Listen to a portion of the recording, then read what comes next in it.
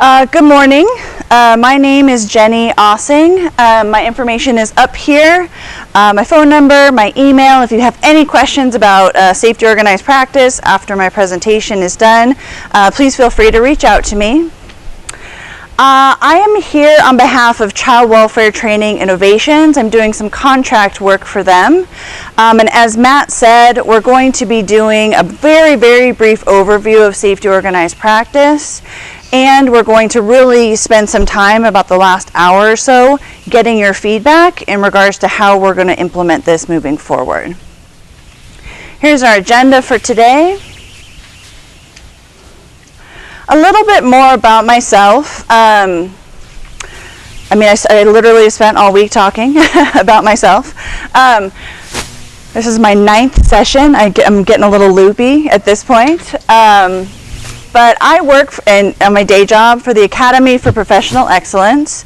We provide workforce development services for child welfare services in Southern California. I live in San Diego, but we work with 5 different counties throughout Southern California to do workforce development services. I'm also the practice consultant manager. I manage our team of coaches that goes out into the jurisdictions and they help people take what they're learning about safety organized practice in the classroom and integrate it into the work that they're doing out in the field. Before I went over to the Academy for Professional Excellence, I worked for San Diego Child Welfare for about 10 years. We're not going to have you individually, if we had a smaller group, we would have you guys individually introduce yourselves, but instead we had you walk around this morning and answer a couple questions. And I can see that today's audience is much different than we've had in our other presentations. I'm going to go down the list. If you're from that organization, if you could just raise your hand, that'll give me a sense of how many people are from that organization. Concord Mediation Center. Thank you. CHI Health Behavioral Outpatient. Thank you. DHS. Great. Paradigm. Thank you. Nova. Thank you, guys. Promise Ship. Okay, thank you. Children's Hospital. Thank you for coming. Project Harmony. Thank you. Pathfinder Support Services. Thank you, ladies. Right Turn Post-Adoption. Thank you. Building Blocks for Foster Care. Thank you. Heartland Family Services. Thank you. And Nebraska Total Care. Thank you. Are there any organizations that are also represented that didn't have a chance to come up and fill out the poster? Yes. Foster Care Review Office. Foster Care Review Office. Thank you.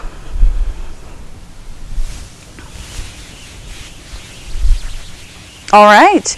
Well, we're real excited to have you all. Thank you so much for being here today. So we want to acknowledge San Diego Child Welfare, the Academy for Professional Excellence, and Children's Research Center for all the work that they've done around safety organized practice thus far. We're utilizing a lot of their curriculum today, so we want to make sure we give them a shout out. We did some extensive meeting with your leadership to really figure out not your leadership, because a lot of you are not from the agency, but with the child welfare leadership to figure out what this week would look like. And we determined that we did need to provide a little bit of an overview of safety organized practice, that we would look at the implementation for San Diego, kind of looking at what's come before us, the lessons learned we can take from that. We also wanted to gather feedback from the audience. That was really important. So we've worked in some activities towards the end of this session to do that. And we wanted to be really transparent about this implementation of safety organized practice. We asked you what your hoped for outcomes were today. Let's see if we can add to anything. So a lot is about learning, knowledge, increasing support for families, on how to support staff using safety organized practice.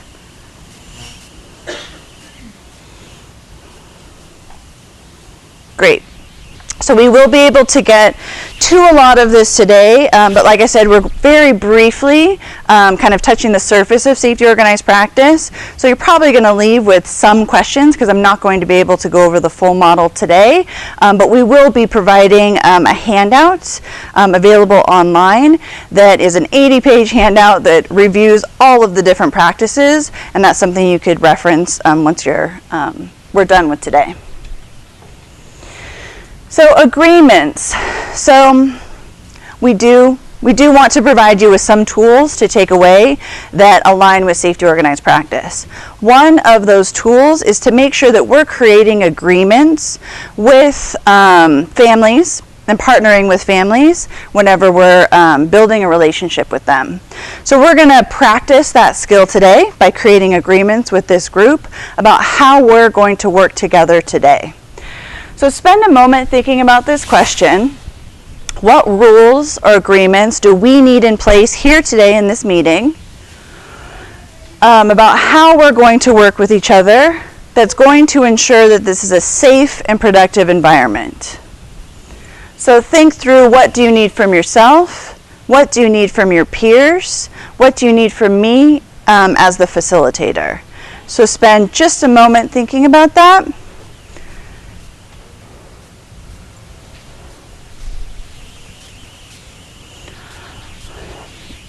All right, so what do we need in place?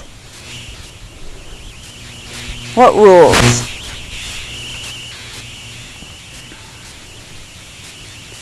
Yes? I'm thinking to acknowledge that this is yet another change to the state of Nebraska, another process change implemented a huge program. Mm-hmm. And we've been through safety at home, privatization, interest to SEM, multiple changes. Managing this group and as providers and big partners and recognition that increase some motivation and some understanding that we have to figure out together. Okay.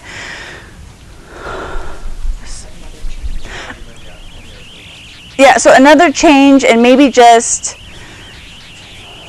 trying to think of how to word this into more of an agreement.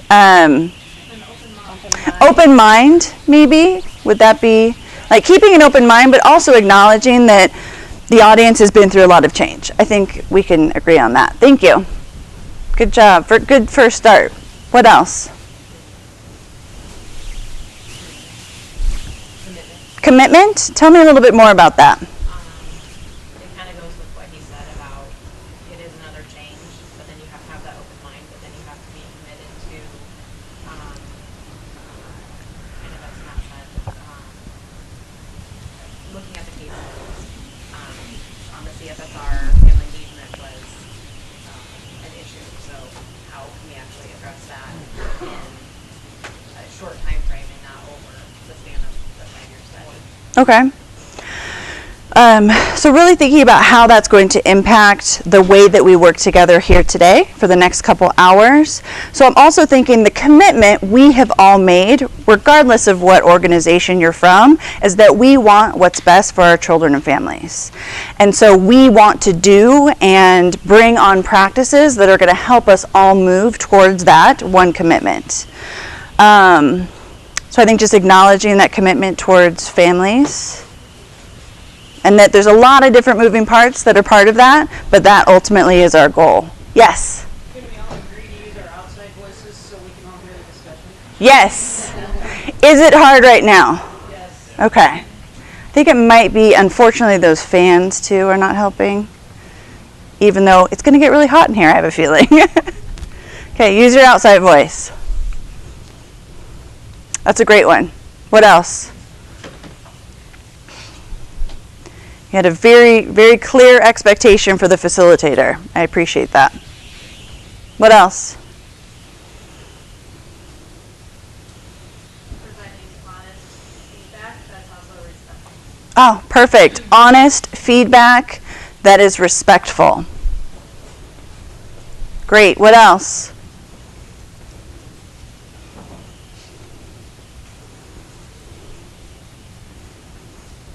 Active Active participation, yes. I am going to do a lot of talking. I have to give you the information about safety organized practice, and I'm going to try to get your feedback throughout my presentation. So when I do ask for your feedback, it would be beneficial, and it'll look like more of a conversation if you guys are participating. So yes, participation. And I usually add one piece whenever I'm doing a presentation or training on cell phone use. I acknowledge that you guys are all very busy professionals. If you have a quick text message that you can take care of, please feel free to go ahead. If you're going to be extensively having a conversation via text, if you could step out into the hallway, or if you have an actual phone call, if you could step out to the hallway. How does that sound? Is this something that you guys are regularly doing when you're engaging or meeting a family for the first time? Creating some sort of agreements on how you're going to work together. Seeing some head nods, other head shakes. So this is a really important practice in that you're engaging in a relationship, a professional relationship with a family who most likely does not understand why they're there, what your role is, or what to expect. So by doing something like this in the very beginning of the relationship, you're helping build that relationship with them, because now they have a better understanding of, okay, this is what you're here for, this is what you expect from me, and they were able to tell you, this is what I expect from you as my social worker, and you can clarify some of those roles. And acknowledging that we only had a couple people participate in creating these agreements. So if you have a larger group like we do today, another safety organized practice that you can utilize is the gradients of agreement. So I'll demonstrate what this looks like. So again, this is something that you could use with your families in regards to the agreements we just created. So another change, just acknowledging that, open mind, commitment towards families, speak loud, honest feedback, respectful, active participation, and limited cell phone use. Those are the agreements we just came up with. Where do you fall on this scale? So look at this scale, actually pick a number about where you fall. I'm going to call out the numbers. I'm going to have you raise your hand depending on where you fall on this scale. So who's a 5? Who's a 4? Great. Any 3s? 2s? 1s? Okay. So now, as the facilitator, I have a better understanding that you guys are actually going to do these agreements now that we've done the gradients of agreement. Can anybody give an example of where they think this would be useful in the current work that you're doing?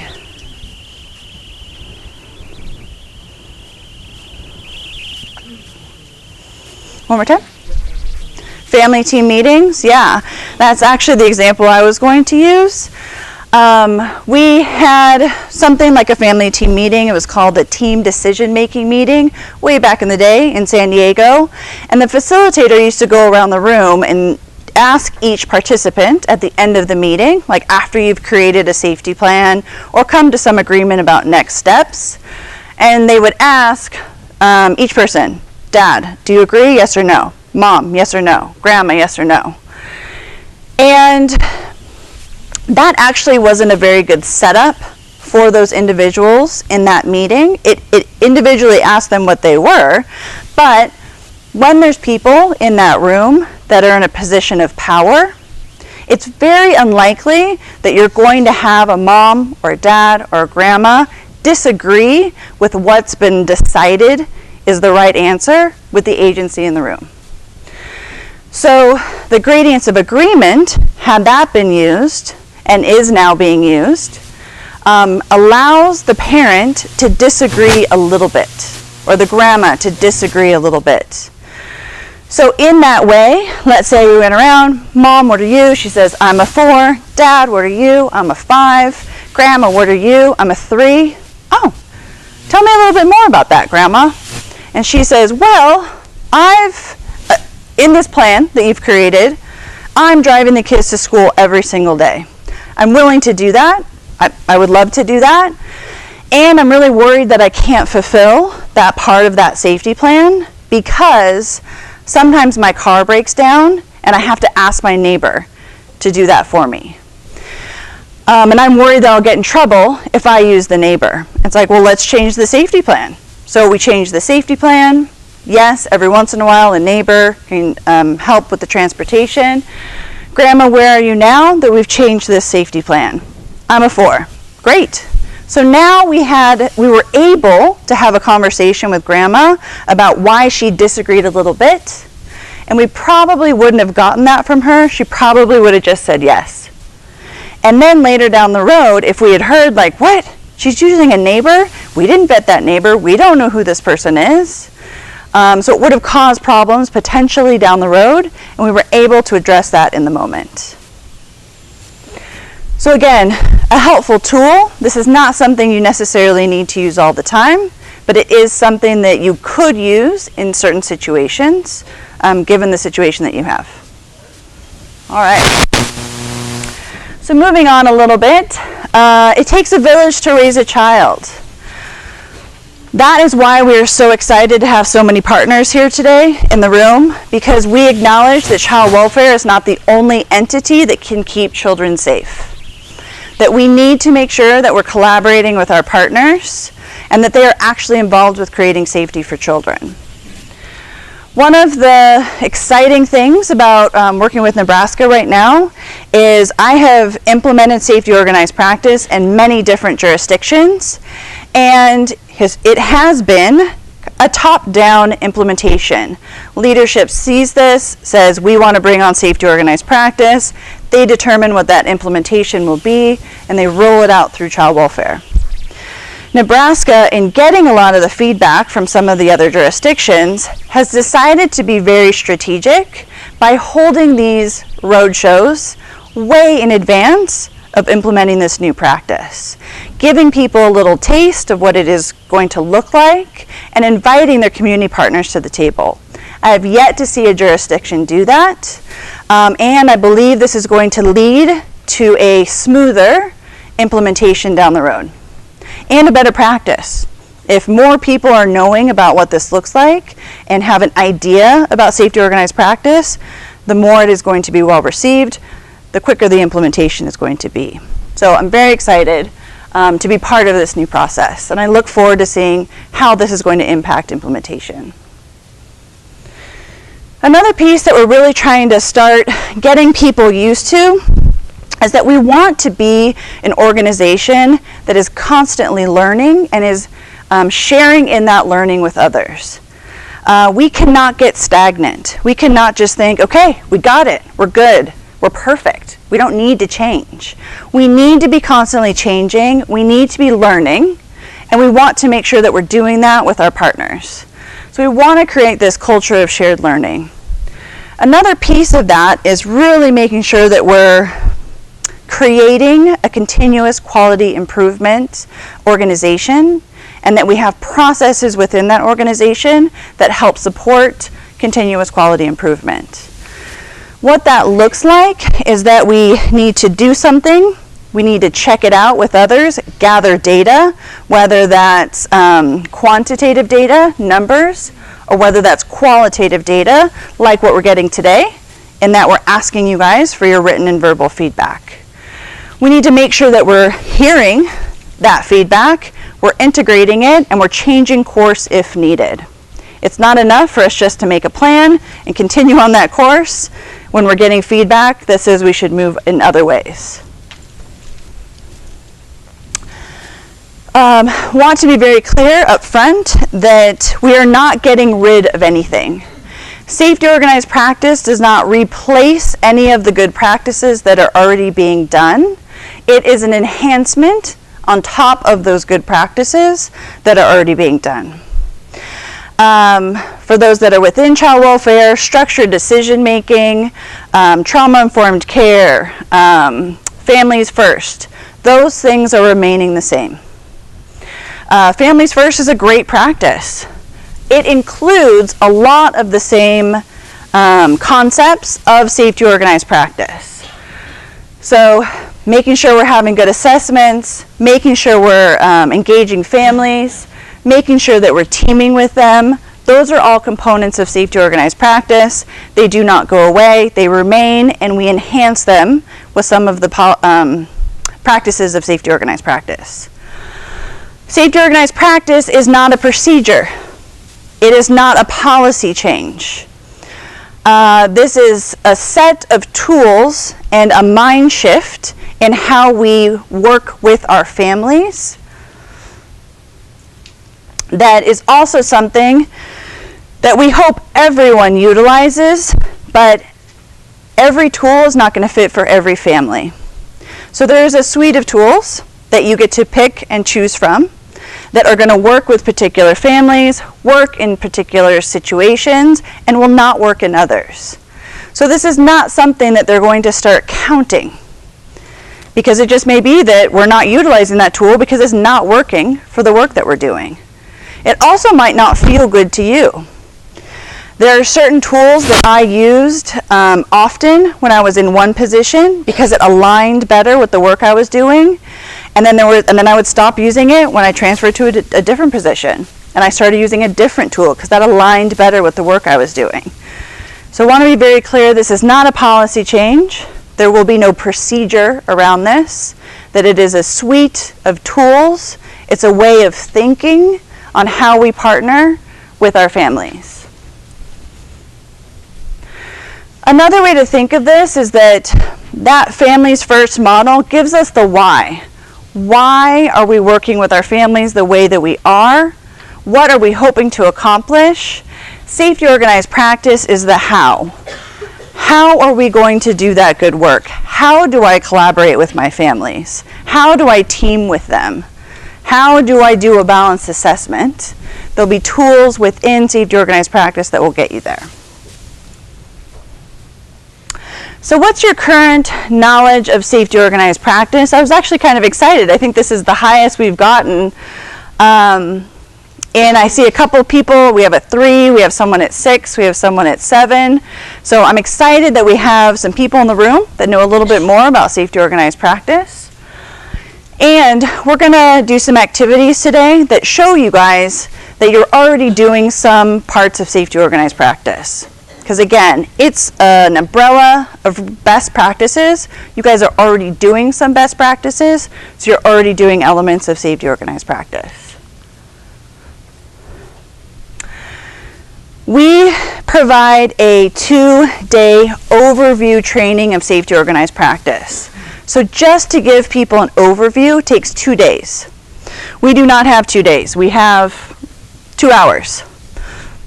So we are just barely kind of scratching the surface. In general, there's 3 buckets. The first bucket is good working relationships. How do we make sure that we're having really good relationships with the families that we serve? Critical thinking. How are we ensuring that we truly understand why we are involved with families and that we're using the information that we're gathering to make really good case decisions? The other piece is enhancing safety. How do we create safety for our families through the utilization of safety networks, safety plans, and case plans? Safety organized practice is started off as Signs of Safety. So Signs of Safety was created in Australia by 2 people, Steve Edwards and Andrew Trinnell. Steve Edwards was a social worker. He was working in rural Australia with Aboriginal families. He was struggling on how to keep them safe because he did not have access to resources and services. He reached out to his friend, Andrew Trinnell, who was a family counselor, and said, I have to get creative. I have to think of a different way to work with my families and create safety without relying on any resources or with any services. So it's the same 3 buckets that are part of Signs of Safety: engagement, critical thinking, and enhancing safety. That came over to the States. California heard about signs of safety, got real excited about signs of safety. In particular, San Diego had Andrew come out and do some presentations. And they were like, this is great. We love this concept. We're already doing a lot of good work, though. We don't want this to replace anything. We want to make sure it's being integrated into what we already do. They also do structured decision making in San Diego, which is our safety and risk assessment process. And so they created an umbrella. So that umbrella is safety organized practice. Under that umbrella is signs of safety, structured decision making, and trauma-informed care. So that's kind of how we got to safety organized practice from signs of safety. Any questions so far? Am I loud enough? Yes? Okay. So this is a snapshot of the different safety organized practices, concepts and practices.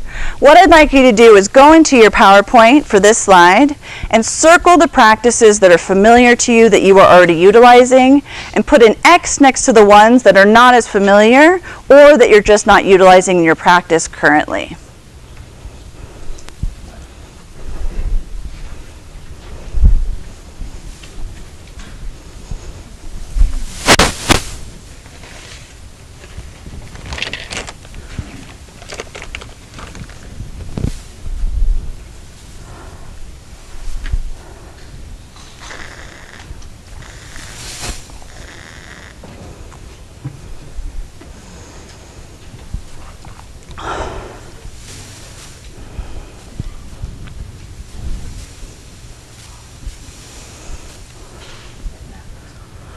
Okay, what practices are you guys already utilizing?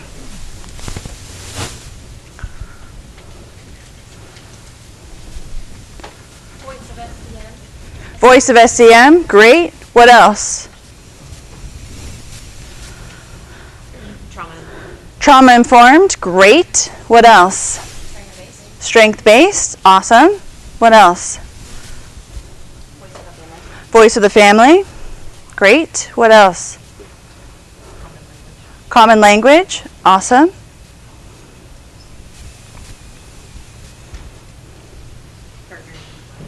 Partnering collaboration, great. Voice of the child, yes. So this is showing that there's already some very good work going on in Nebraska. Again, we're not here to take those things away. It is already part of safety organized practice, and safety organized practice is going to enhance the work that you're already doing. Are there any of these, the ones that you put an X next to that you're not as familiar with that I could briefly describe to you that you're interested in? Space of inquiry, great. So safety organized practice wants to turn the workforce into really good question askers. There's a whole module on solution-focused questions, and we're really asking that when you go and enter into a relationship with any family, that you're going in with, I do not know you, I cannot possibly know you because you are different than me. I need to ask you questions so that you can tell me who you are, what your needs are, what you think your family needs to create safety. So it's coming from that place of inquiry. Yes? Listening for empty spaces. So an example of this is we're pretty good at focusing in on what the bad thing is. Because the reason why families have come to our attention is because a bad thing has happened. We're going to still look and ask questions about that bad thing. And safety organized practice asks us to look at the empty spaces around that bad thing. For example, we're interviewing a father, and he says, I'm not on my medication anymore. That's a red flag for me. I'll usually go in and start asking a whole bunch of questions about that. Why aren't you on your medication? What's going on right now? We're still going to ask those questions, and safety organized practice wants us to look at the empty space before that, which was, I was on my medication. And Safety organized practice wants us to then focus on that part and ask a whole bunch of questions from that space of inquiry about when the father was on his medication. Questions such as, who was supporting you during that time? Where were you living? How did you get your medication? What kept you taking your medication regularly? Asking those questions will help us start that safety planning process.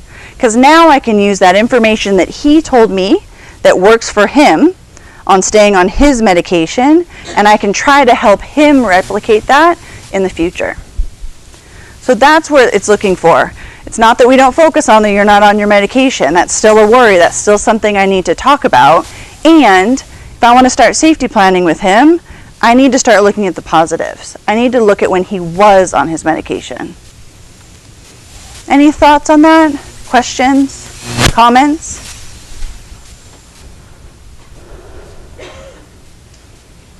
Okay.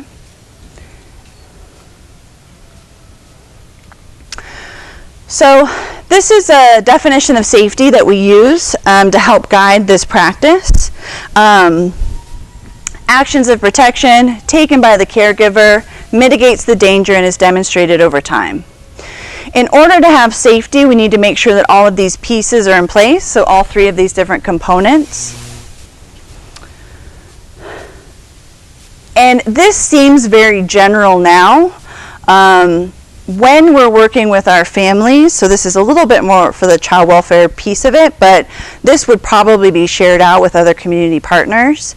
A couple of the different tools, one of them is mapping.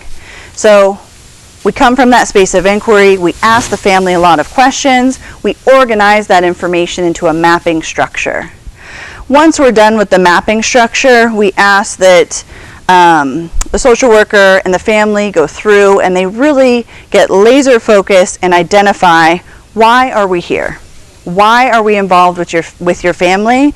And that is identifying the harm, what happened in the past, what caregiver behaviors happened in the past to impact that child, behaviorally, developmentally, or physically, or danger. What could happen in the future, caregiver actions that would impact that child, behaviorally, physically, or developmentally. Once you have gotten laser focused on what that harm or danger is for each individual family, you then start working in on, now, what actions do we need to have that parent demonstrate or caregiver demonstrate that's going to address that specific harm or danger, and how are we going to get them to demonstrate that over time? When I was practicing as an ongoing worker, I was using safety organized practice, and what I really liked about this safety definition is not only did I just have an understanding of the definition, but I also was using it as a tool to engage my families. I was sharing this definition with them. This is my expectation. This is what we're trying to get to. And then using it to kind of help with conversations. So oftentimes we would have a family that would come to us. We've removed their child. We're now at court a couple days later, and they've already taken steps to address some of the reasons why we're involved. So they come, okay, I fixed the problem. Please give me my kids back. Sharing this definition with them, explaining to them that yes, you have taken care of these first two pieces. You have some actions of protection, that's great. You've mitigated some of that danger. I'm now waiting for this piece, this demonstrated over time piece. I need to know that that's a lasting safety. That you just didn't do that for this weekend, and you're going to go back to doing that next week. I need to know that this is going to last and really create safety for that child. The demonstrated over time piece is dependent on how dangerous dangerous that incident was.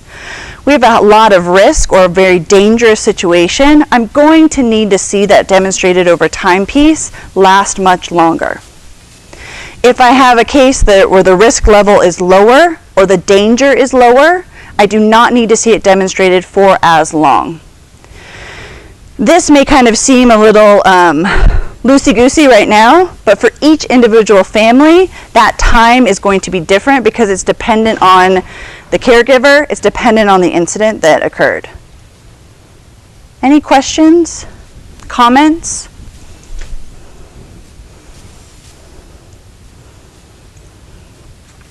Okay. This is another safety organized practice concept. The concept that this is supporting is that we need to make sure that we're having or getting balanced assessments of our families.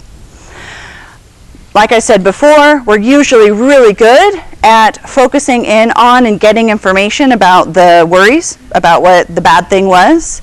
We're usually not as good focusing on what's working well for that family right now. The reason we want to make sure that we have a balanced assessment is that we need to see our families as a full picture.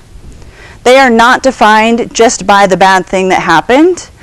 There's a lot of other things that are going on for that family, and so we need to make sure that we're focusing on also what's working well. This will help with our engagement. They're actually very surprised when you ask them what's working well. They're like, oh, you want to hear about the good things that I do? Sure, I do a lot of good things. So it helps build that relationship with them, shows them that you're seeing them as a full person, that you're seeing them as someone that can change, that has the ability to change. The what needs to happen next component is getting them to start thinking, how can you create safety for your family? I have some ideas. I've been doing this work for a very long time. But what is going to work for your family? Can I have some feedback or input in regards to what you think is going to keep your family safe? So another kind of tool coming from that space of inquiry and ensuring that we're getting a really balanced assessment for families. Thoughts on the 3 questions? Can you guys see how this, you could start implementing this in the work that you're doing right now? Okay? Pretty simple concept. Yes? Oh, I was just going to share that in San Diego, when we had kind of talked about this. Ashley, you might have to stand up just so people can hear you. When we were in San Diego and we were talking about this in particular, it kind of went back to that cultural humility that's on the SOP concept just a couple of slides back, but it kind of just took some weight off of the workers of having to go in and be the expert and know everything and how to help them fix this family. It's kind of putting them back in the role and taking a little bit of responsibility for what's going to work for that family. So I thought that was kind of neat. Yeah, thank you. And then Sherry, will you still tell your story about the hotline? Sure. I'm Sherry Haber, and I'm from the central office, and got the opportunity to travel with the service area reps to San Diego. And while we were out there, we had an opportunity to shadow staff in the field, and I got to go to the hotline. And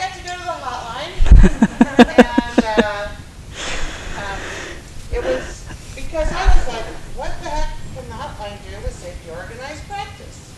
And what I found out was, A, these social workers love their jobs, and they love where they work. And you walk into those buildings and they are calm and beautiful, and people are happy to be there. I'm just telling you, you walk in there and you're like, I want to work here.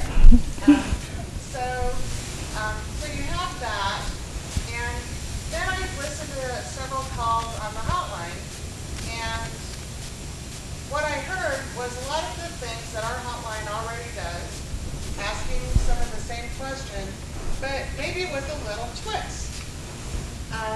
And it's really getting at what are we worried about, and then what they were really good at was getting at what is working well, which frustrated some of the reporting callers who were like, I'm calling because I worry. And they were really good about getting, well, have you seen anything going on that is positive about this family? And then you would start hearing things like, well, you know, there's an aunt that picks their kids up from school pretty regularly. Oh, okay, now we've identified a possible resource for this family and a possible help already within this first call. So that's how they got at some of the work, what is working well. And they would also try and get at what do you think needs to happen next? And they would get some of that. But then the hotline took this another step, and Jenny mentioned danger and harm statements earlier, and you'll hear some of the other staff that went to San Diego talk about danger and harm statements. But the hotline then would take that information that they got and put it into a danger and harm statement. So whoever picks up that intake knows exactly what people are concerned about. The school is worried that Johnny will be hit by his father because he wet his pants in school. You pick that up, everybody knows what they're looking at. Now, those danger and harm statements may change throughout time. It may not be what you find when you go out, but it starts your laser focus and helps with some of the other signs of safety or SOP practices that you may use to elicit information. So it was really exciting to go to the hotline, and the hotline can't use all of the tools of SOP, but there are a few that they found very helpful in eliciting additional information from the reporting code. Great. Thank you, Sherry. So the other piece that Safety Organized Practice really focuses in on is ensuring that we are very clear and have evidence about what is the impact to the children in regards to the caregiver's actions. We, child welfare, which I know we don't have as many of in the room. I say we when I talk about them because I still feel like I represent child welfare. Are usually very good, again, at finding out what that caregiver behavior was. And sometimes we're assuming we know what the impact is. Well, the bad behavior happened, it must have impacted the child. We need to go a little bit further than that. We need to truly figure out what that impact on child was so that we can then very clearly know what that harm and danger is, very clearly know what we need to do to address that harm and danger. So we can get that information in a lot of different ways. What are some of the ways right now we're gathering information in regard to impact on child? How do we find out that information? Asking questions, yeah, of the child. What else? Observations, right? So we are experts, we walk in, I can see often the developmental status of a child and whether or not they are progressing as they should. I can see behaviors of that child. What else? Right, clinical. Yeah, clinical outcomes. So doctor visits, there's notes from that tells me information about that child. Counselor visits, there's information that tells me information about that child and what the impact is. So there's a lot, we ask parents, we ask relatives, teachers. So there's a lot of different ways we can find this information. We have to go get it. We have to be able to show our courts, to show the families that we're involved with you because your bad behavior has negatively impacted your child. That is why we're here. Another piece that Safety Organized Practice really focuses in on is safety and case plans. We're all moving towards trying to maintain children safely in their home. We know the impact of removing a child from their parents' care is very traumatizing. It's something we have to do. Sometimes we have to do that. And we're trying to work more and more and more to try to safely maintain that child in the home. If we're going to do that, we need to make sure that we're doing really rigorous safety plans and case plans to ensure that safety. Part of what safety organized practice talks about is creating behaviorally specific case plans. So really telling parents what we want them to do. What are the behaviors we want to see? Not just go to this service, go to that service. We're still going to have them participate in things like substance abuse, treatment, sorry, I couldn't think of that word, treatment, counseling, parenting classes. All those things are still going to be part of the work that we do with families. But when we do a safety plan or a case plan, we need to think of actions. What are the actions that we need to see from the parent? What are the behaviors that we need to see them do to keep their child safe? And we need to make sure there's a very rigorous safety network in place. We cannot just partner with the person that did the bad thing to create safety. We need to make sure that we have other people, other eyes that are helping us monitor the safety of that child. Sometimes those can be formal safety network people, partners. We can have them in place in the very beginning, but as we move through the case, we want to lessen the amount of formal and increase the informal safety network partners for that family, because the informal safety network is who is going to be with the family after we're done with our case. And that is what is going to help create safety for that family after we're gone, and is going to ensure that they're not coming back to our attention. That's that no network, no plan piece. So we're really saying that if we're going to ensure safety out in the home, we better make sure that we have a very extensive safety network in place to ensure safety for that family. Any questions on safety plans or case plans? Yeah. Sure. Yeah. One of the things that I think we need to kind of acknowledge too is there's like a political aspect at times where, you know, well, the judge isn't going to say it's okay for this family to stay in this home because X, Y, and Z. Right. And there's assumptions of what that means for the child. Right. As a therapist, I have a family that this just happened to. The children were removed from the home because of a behavior that happened, and I'm seeing one of the children, and there's not, I mean, what happened, she didn't even know what happened. She's like, I don't know why I got removed, I don't know what's going on. Impact on child. There was a behavior that dad did. Right. But now the impact that it has on her is a lot of confusion, and I'm in foster care yet again, and it comes back to, you know, the judge isn't going to let us keep them in the house. Yep. Even though we can safety plan and we have services and those kinds of things. Yeah. So I think there's that political aspect that we have to acknowledge in this too. Completely. And that is something that this implementation is going to take years. Any new practice through implementation science, we know, takes 5 to 7 years to actually be thoroughly implemented. People are actually doing it the way it was intended. And so we're going to run into resistance along the way. And it's going to take a while for all of the partners to come in align under this same thinking. What I do when I'm coaching, and I hear this often, is I say, we need to do our best work. We need to make sure that we're following best practice and making recommendations to the court on what we think is best for the family, and then the court can make their decisions from there. But at least I know I did my best. I did that best, the best practices that I could for that family. Yes? San Diego. Yes, that's very different. So we do have some removals from law enforcement, but most of our removals are from the social worker. We have the right to do that. So it is very different.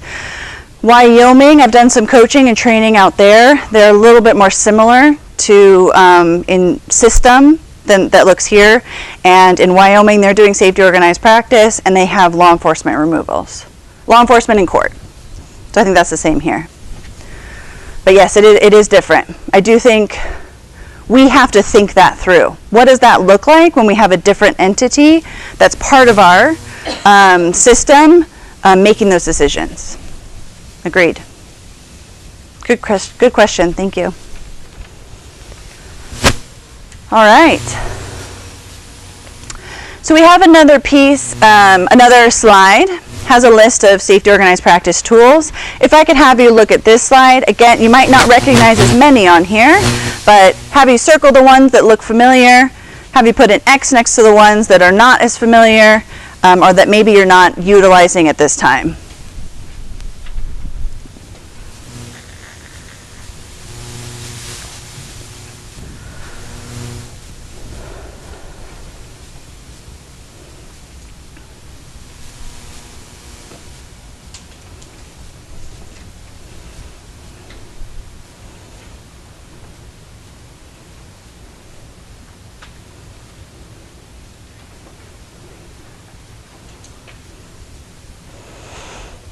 Okay, so which one of these did you circle?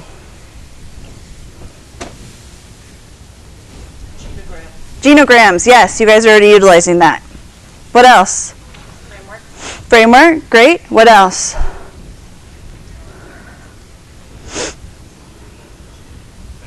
Mapping, right? I think there's a mapping process that you guys utilize.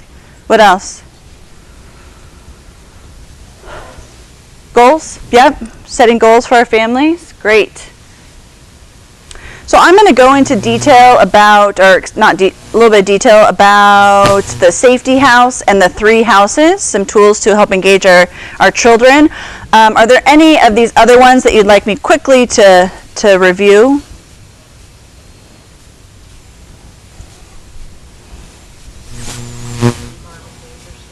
Harm and danger statements, yeah. So once we identify with the family the reasons why we're there, so what impacted the child in the past, what could potentially impact them in the future, we create very simple, behaviorally specific statements, and these are the things that you actually as partners may see. So this is created with the family. It follows the family throughout the life of the case so that everyone is focused in on what we need to be addressing, because there are a lot of times where there's a lot of things going on for our families. Not all of that needs to be addressed by the agency. We need to make sure that we're only focusing in on what we should be focused in on. So this is something that you might see in a referral, you might see in a court report. This is something that you might ask the family. Have you created a harm and danger statement? Could you share that with me? So this might be something as a partner you may actually see in their documentation or from the family. But it's a very clear, behaviorally specific statement on what did happen or what we're worried will happen in the future.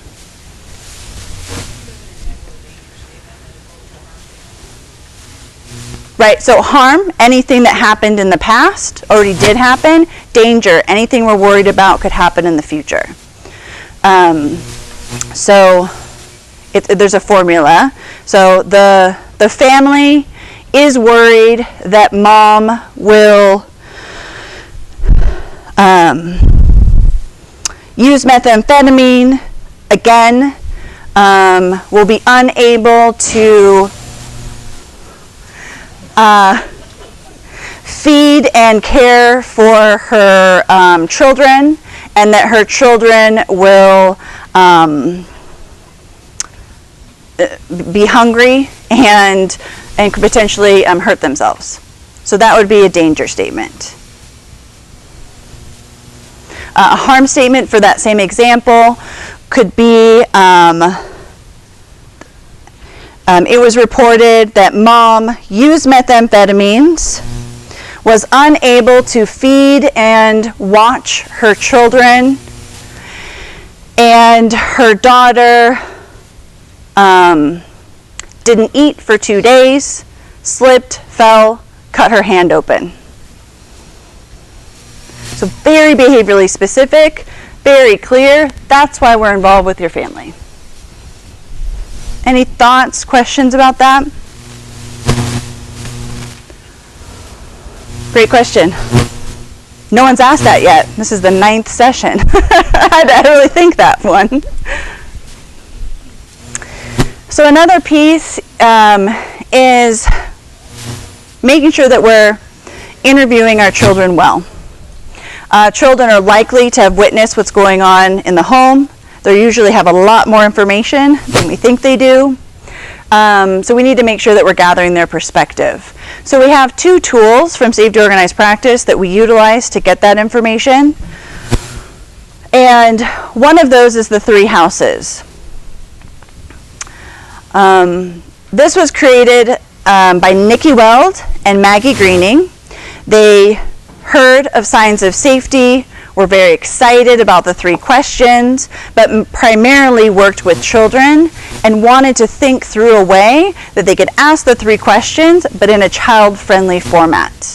So they came up with the 3 houses. So you'll kind of see the 3 questions are still kind of here. So here's the house of good things, here's the house of worries, here's the house of hopes and dreams. We want to make sure that when we're doing this activity with children, so this is something where you could pre-draw on a piece of paper 3 different houses or just on one piece of paper. We have some handouts that you can utilize if you do not feel like your artistic skills can do this. You would present it to the child and saying, today we're going to have a discussion. I want to talk to you about your family. So when we're talking about this, I want you to think about, and you want to target them or direct their attention to where you're worried. So if they live in the same home, mom and dad, this is just your home. But let's say we're worried about something that happened at grandma's house. We want to know about grandma's house. So we would direct them to, let's think about your grandma's house when we're answering these questions. So what are the good things that happen in grandma's house? What are the things that worry you when you're at grandma's house? And so forth. I try to make sure I'm giving children voice and choice. So I ask them, which one do you want to do first? I ask them if they want me to draw, or if they want to draw or write in their answers. And when I first started using this tool, I was in investigations. I was real excited. Got to see Andrew speak, ran out, started doing this tool right away. What I was finding though with the House of Hopes and Dreams, I would say, okay, what are your hopes and dreams for your family's home? And I started getting like a Christmas list. Because you're talking to a child, so they're like, ooh, I want a unicorn, I want Nintendo, I want all these things. And I was like, this is not working, this is not working. Then I was lucky enough to attend a training with Nikki Weld, and she clarified that you need to make sure you're rooting the house and dreams back to the house of worries. So when you ask that question, you say, what are your hopes and dreams if all the worries go away? So you're asking them to think through what those next steps are, but really connecting it back to that worry piece. Something else that we ask is that once the child has, you've had that conversation with the child and you've created a product, that you're asking if you can share it with others. It can be a really powerful tool to share these examples with family, parents. It'll sometimes really kind of shock the parents what the children have to say or what they're feeling. But we want to make sure we're asking for permission. If a child does not give permission, we just will not physically share it with mom and dad, but that's still information that we've gathered as part of our investigation. That's still something that we would take into consideration, write up in a contact note. So we have an example from San Diego. So it's a mom and dad, 2 boys, 7 and 6. This was a domestic violence situation. There was an investigating worker. She was going out and she had an intake report, which is like the referral that gets called into the hotline. And then she had a police report in giving a lot of detail about this very violent incident that happened between mom and dad.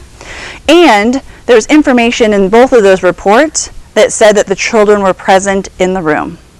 So she thought, well, this is easy. I'm just going to go out, ask questions, ask them to describe what they saw.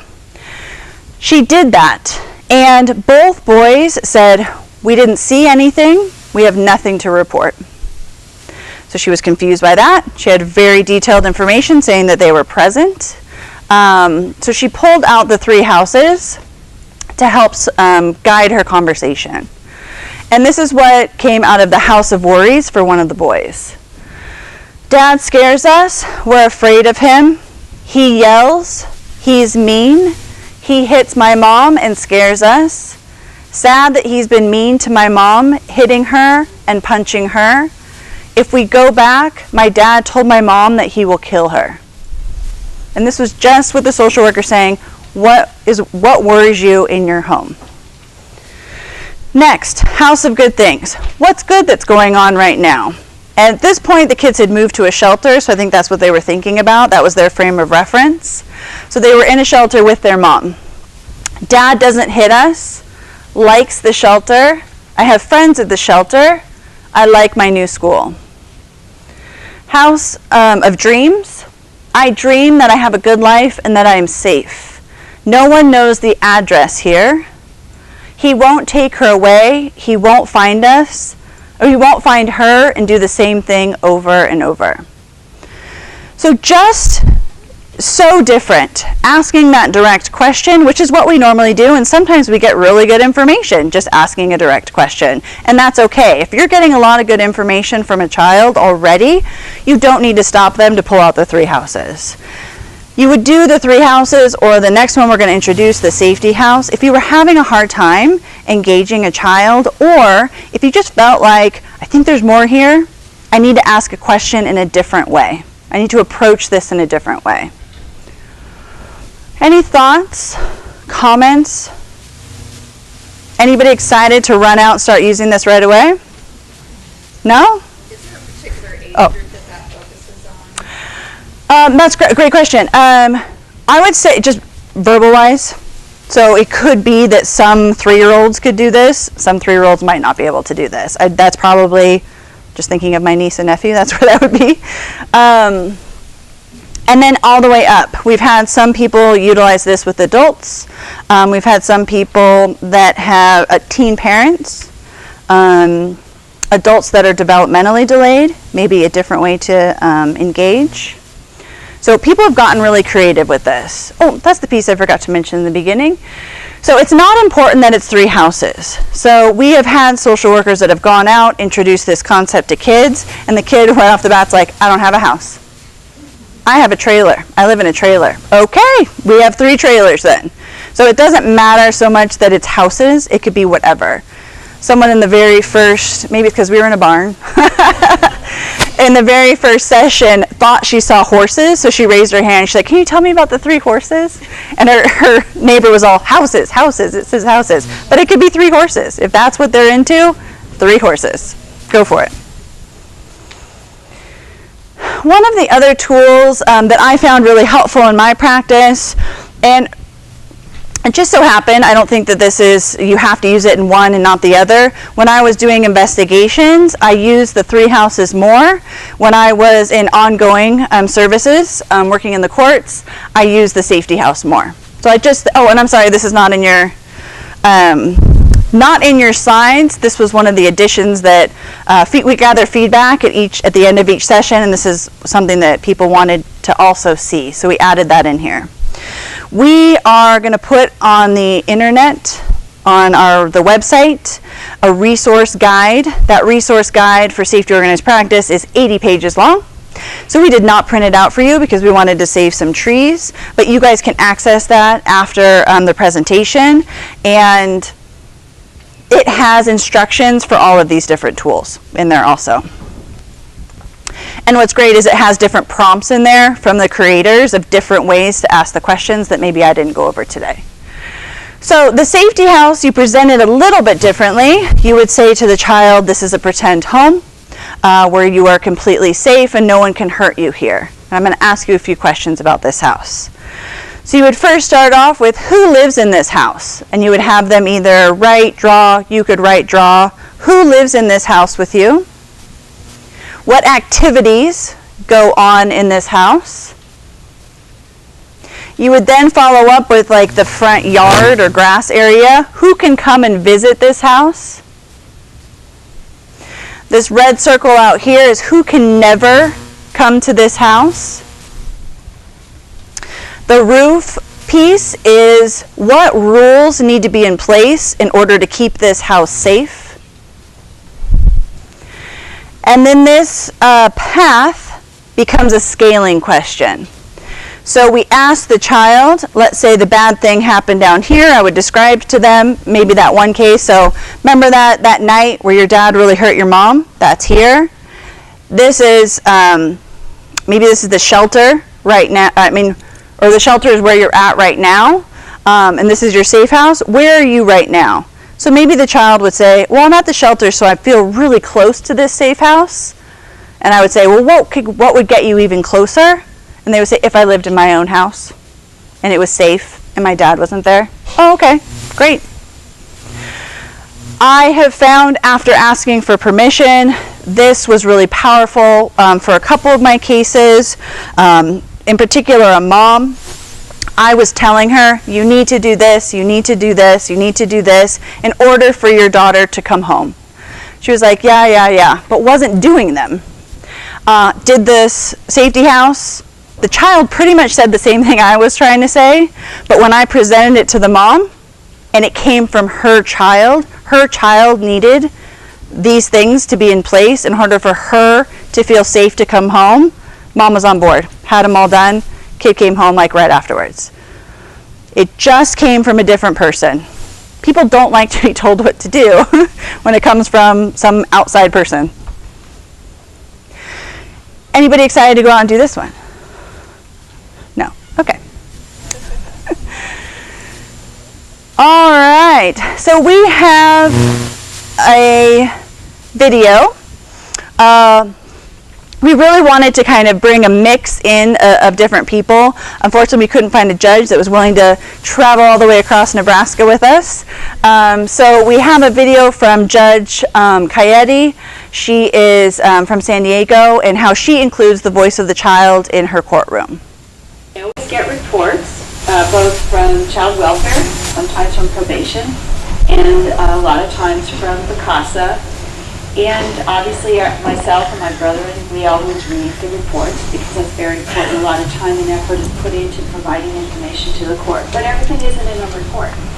So I like to find out what interests the child. I always like to start the hearing by acknowledging the child, saying hello, whatever the person's name is, how are you today? And then when we're all talking as adults trying to figure things out, I'll look back to the child and ask, is there anything you want to say or you want to add? And also try to find some positive things. They did really well, they went to school, or they got a good grade or an accomplishment in athletics or something like that. To really try to bring them out so that they feel there's a connection with the court. So I know someone mentioned earlier just the worry about the court systems. So this seems great. She's great. This took time.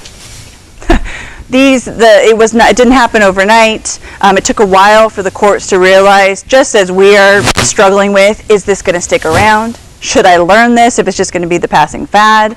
So it took a while for the courts to realize, like, oh, this is staying. I better start getting to know what these words are, what these things mean. I better start actually doing this work so that it looks like we're all on the same page. So this did take time. This is not something that happened overnight. So the first piece that we're going to look at is that I loved working for San Diego. I like working with San Diego currently. And one of the things that they like to do is they like to be out on the forefront trying on new practices, which is great. And that means that they kind of get to feel all the bumps in the road. They get to make all the mistakes. We get to learn from those mistakes. One thing they did not do well, and they admit that they did not do well, was when they rolled out structured decision making, which is, for those of you that don't know, the kind of system and tools that we use to help us assess for safety and risk and help us guide our decision making. So they rolled that out in 2006, and just for comparison's sake, San Diego has 750 social workers. They thought that they could train one time 750 people and then be done. We have implemented. Go, start working. It did not work well, shockingly. They didn't provide ongoing training and coaching. They didn't equip the supervisors with enough skills ahead of the workers to be able to support their staff. And they then spent years making up for that. having to then go back and train the social workers and supervisors and give them support, having to then go back and do the refresher trainings and the upgrades. So for the longest time, structured decision making was seen only as a form. I have to fill out this form. I'm not utilizing it to guide my critical thinking. And it took a long time for them to get to the point where they're utilizing it in the way it was intended. So when safety organized practice came out, they're like, well, we're not going to do that again. That didn't work very well. Let's try to do this implementation better. Let's try to slow down. Let's try to make sure that this is going to last. Because we really believe in this practice, we want to make sure this works. So they utilized early adopters. So up here you'll note that this says 3-day overview. When we first started off 10 years ago, it was a 3-day overview. We have reduced it to 2 days, so you're welcome for those of you that have to participate in that.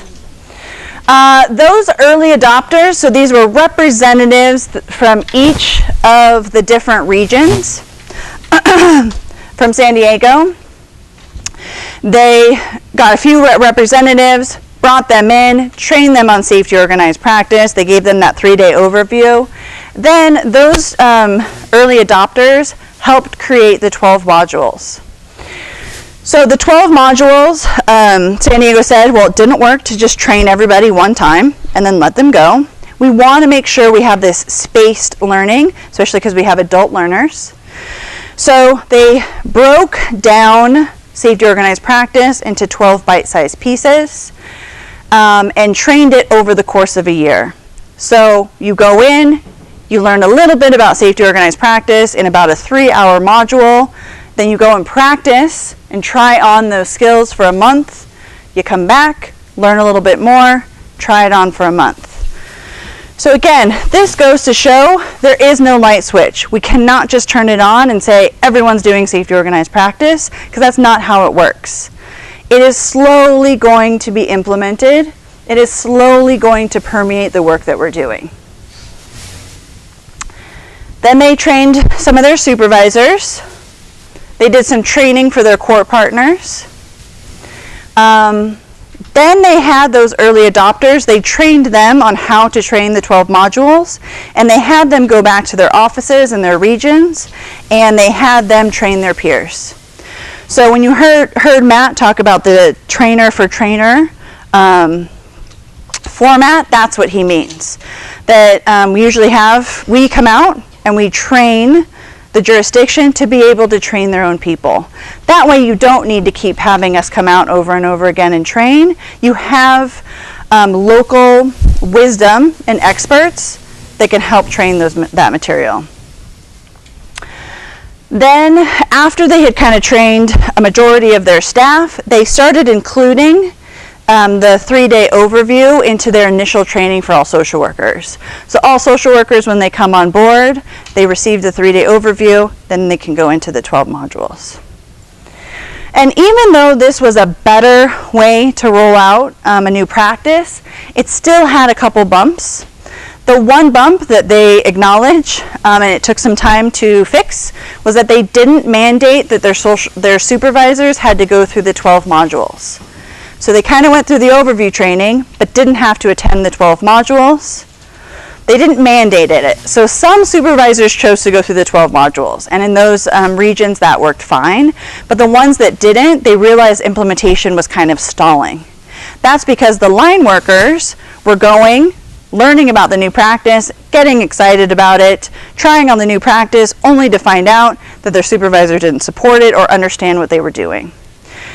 So it took a while for them to then make all the supervisors go through the 12 modules, get them on board, so that kind of was a lag in their implementation. So now when we go out to jurisdictions and we're talking to them about implementation, we make sure that in that plan, they're thinking through how do we make sure everyone is being trained. And that is from director level, manager level, you guys call them administrators, supervisors, line workers, and support staff. Everybody, all levels of the agency, needs to be trained in safety organized practice so they can understand and implement it in their work. There were some things that, oh yeah? Each of those modules came along Yes, they build upon each other a little bit, so it probably would be a little confusing if you jumped in on like 10 and 11 without getting some of the 1, 2, 3. But if you started on 3, you probably would be okay. Yeah. And we have found that. Social workers are busy. Sorry, we mostly train as social workers. And so, yeah, sometimes people do 3, 4, 6, 1, 2, go back. So we definitely acknowledge that they can be taken out of order. Good question. You got some great questions that are not being asked thus far. Early adopters, that was really effective. They're glad that they chose to do that as opposed to having an outside agency come in and do all their training. Storytelling became very important. In order for people to get excited about the practice, they needed to hear that other people were doing it. So they created a newsletter, Stories from the Field, where they had people submit stories about work that they had done, things that they had tried on, and they were successful, and they published that and sent it out to the wider agency. Not mandating the use of tools was positive and negative. So they said it was mandatory to attend the training. You had to go to training. You did not have to use the tools. You could choose to use the tools. You could choose to try on things. But again, these are enhancements to the work that you're already doing. So if you continue to just do the work and never try on safety organized practice, I do think you'll be missing out on some pretty cool things, but that will not be counted against you. We do encourage that people try on these practices. It will help you do your job better, but again, it is your choice, and there's going to be certain tools that we present that don't resonate with you, that feel very awkward. You may try it on once and decide not to use it again. That's okay too. Making sure that we're really connecting safety organized practice to other key initiatives. That connection piece is really important. It's really important that we're collaborating. So we need to make sure as an organization that we're connecting this to other practices, so it doesn't seem like this is something you do over here and then there's this other thing I do over here. This is permeating all the different initiatives and things that are coming down from like the state or across Nebraska. Talking a little bit more about that collaboration piece. So again, didn't happen overnight, but we did eventually get our courts to come on board and start collaborating with this process. So we have another video from Judge Coyetti talking a little bit more about collaboration. Our county is known for is our collaboration.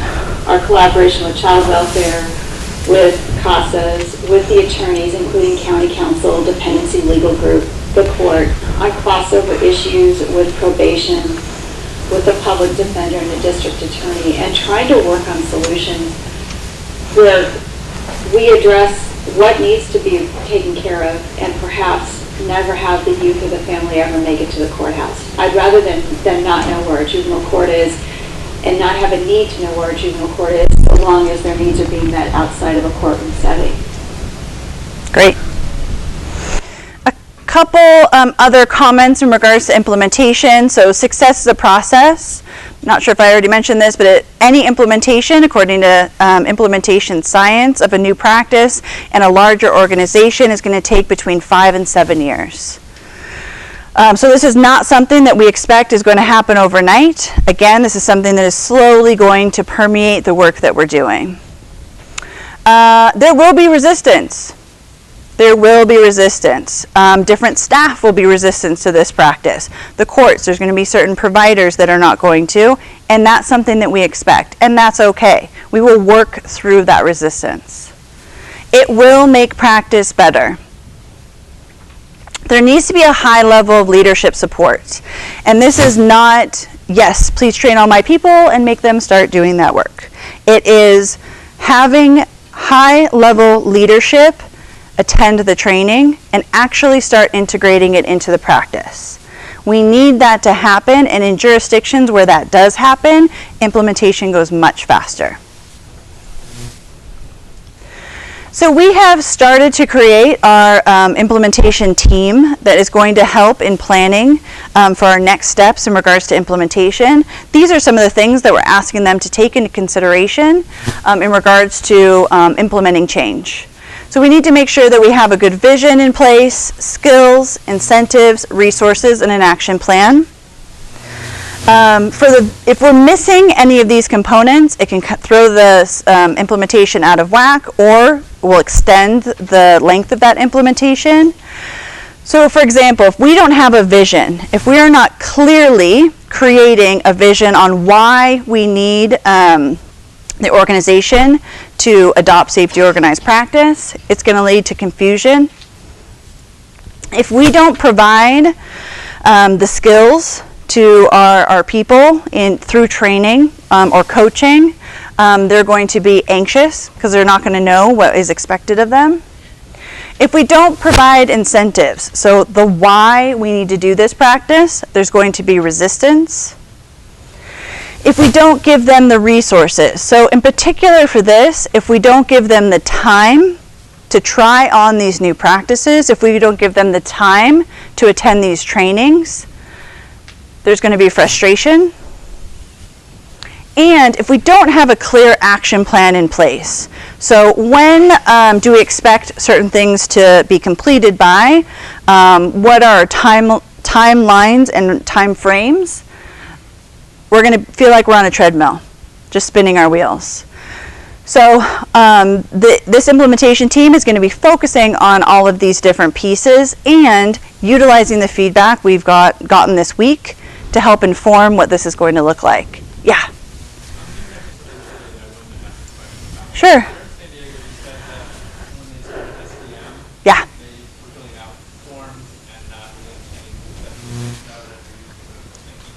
Yeah. 2010.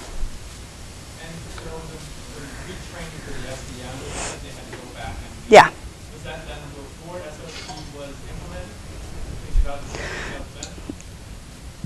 I don't know exactly when that was, but they've kind of had to do some ongoing work even when they started safety organized practice. I just wondering how much of that work has been done prior. I can't say exactly. Okay, so we have two activities that we're going to utilize today to leverage the wisdom in the room. So first, you have a note card in front of you, assorted colors, maybe green, maybe pink. Choose that one first. And on that card, I need you to write down your biggest worry about child welfare implementing safety organized practice.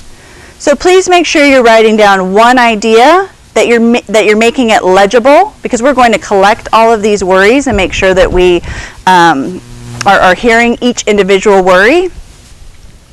You are going to share this with a partner, so make sure it's something that you want to share.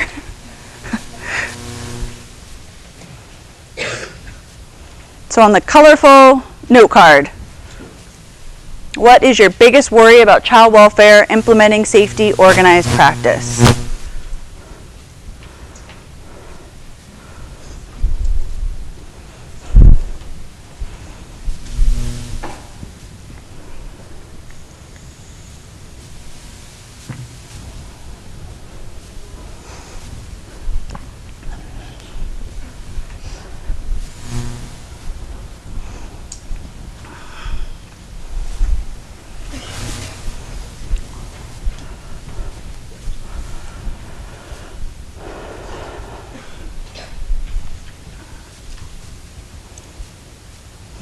All right, looks like people are wrapping up. We didn't have tables today. Sorry, we had tables for the other presentations that we did. So I'd like you to turn to just to one other person. So we're going to have you expand that group for the next part of this. So just turn to one other person, or maybe three, depending on who you're around, and discuss your worry with that partner. Great. So now we're going to have you expand your group a little bit more. So maybe 4 or 5 people to a group.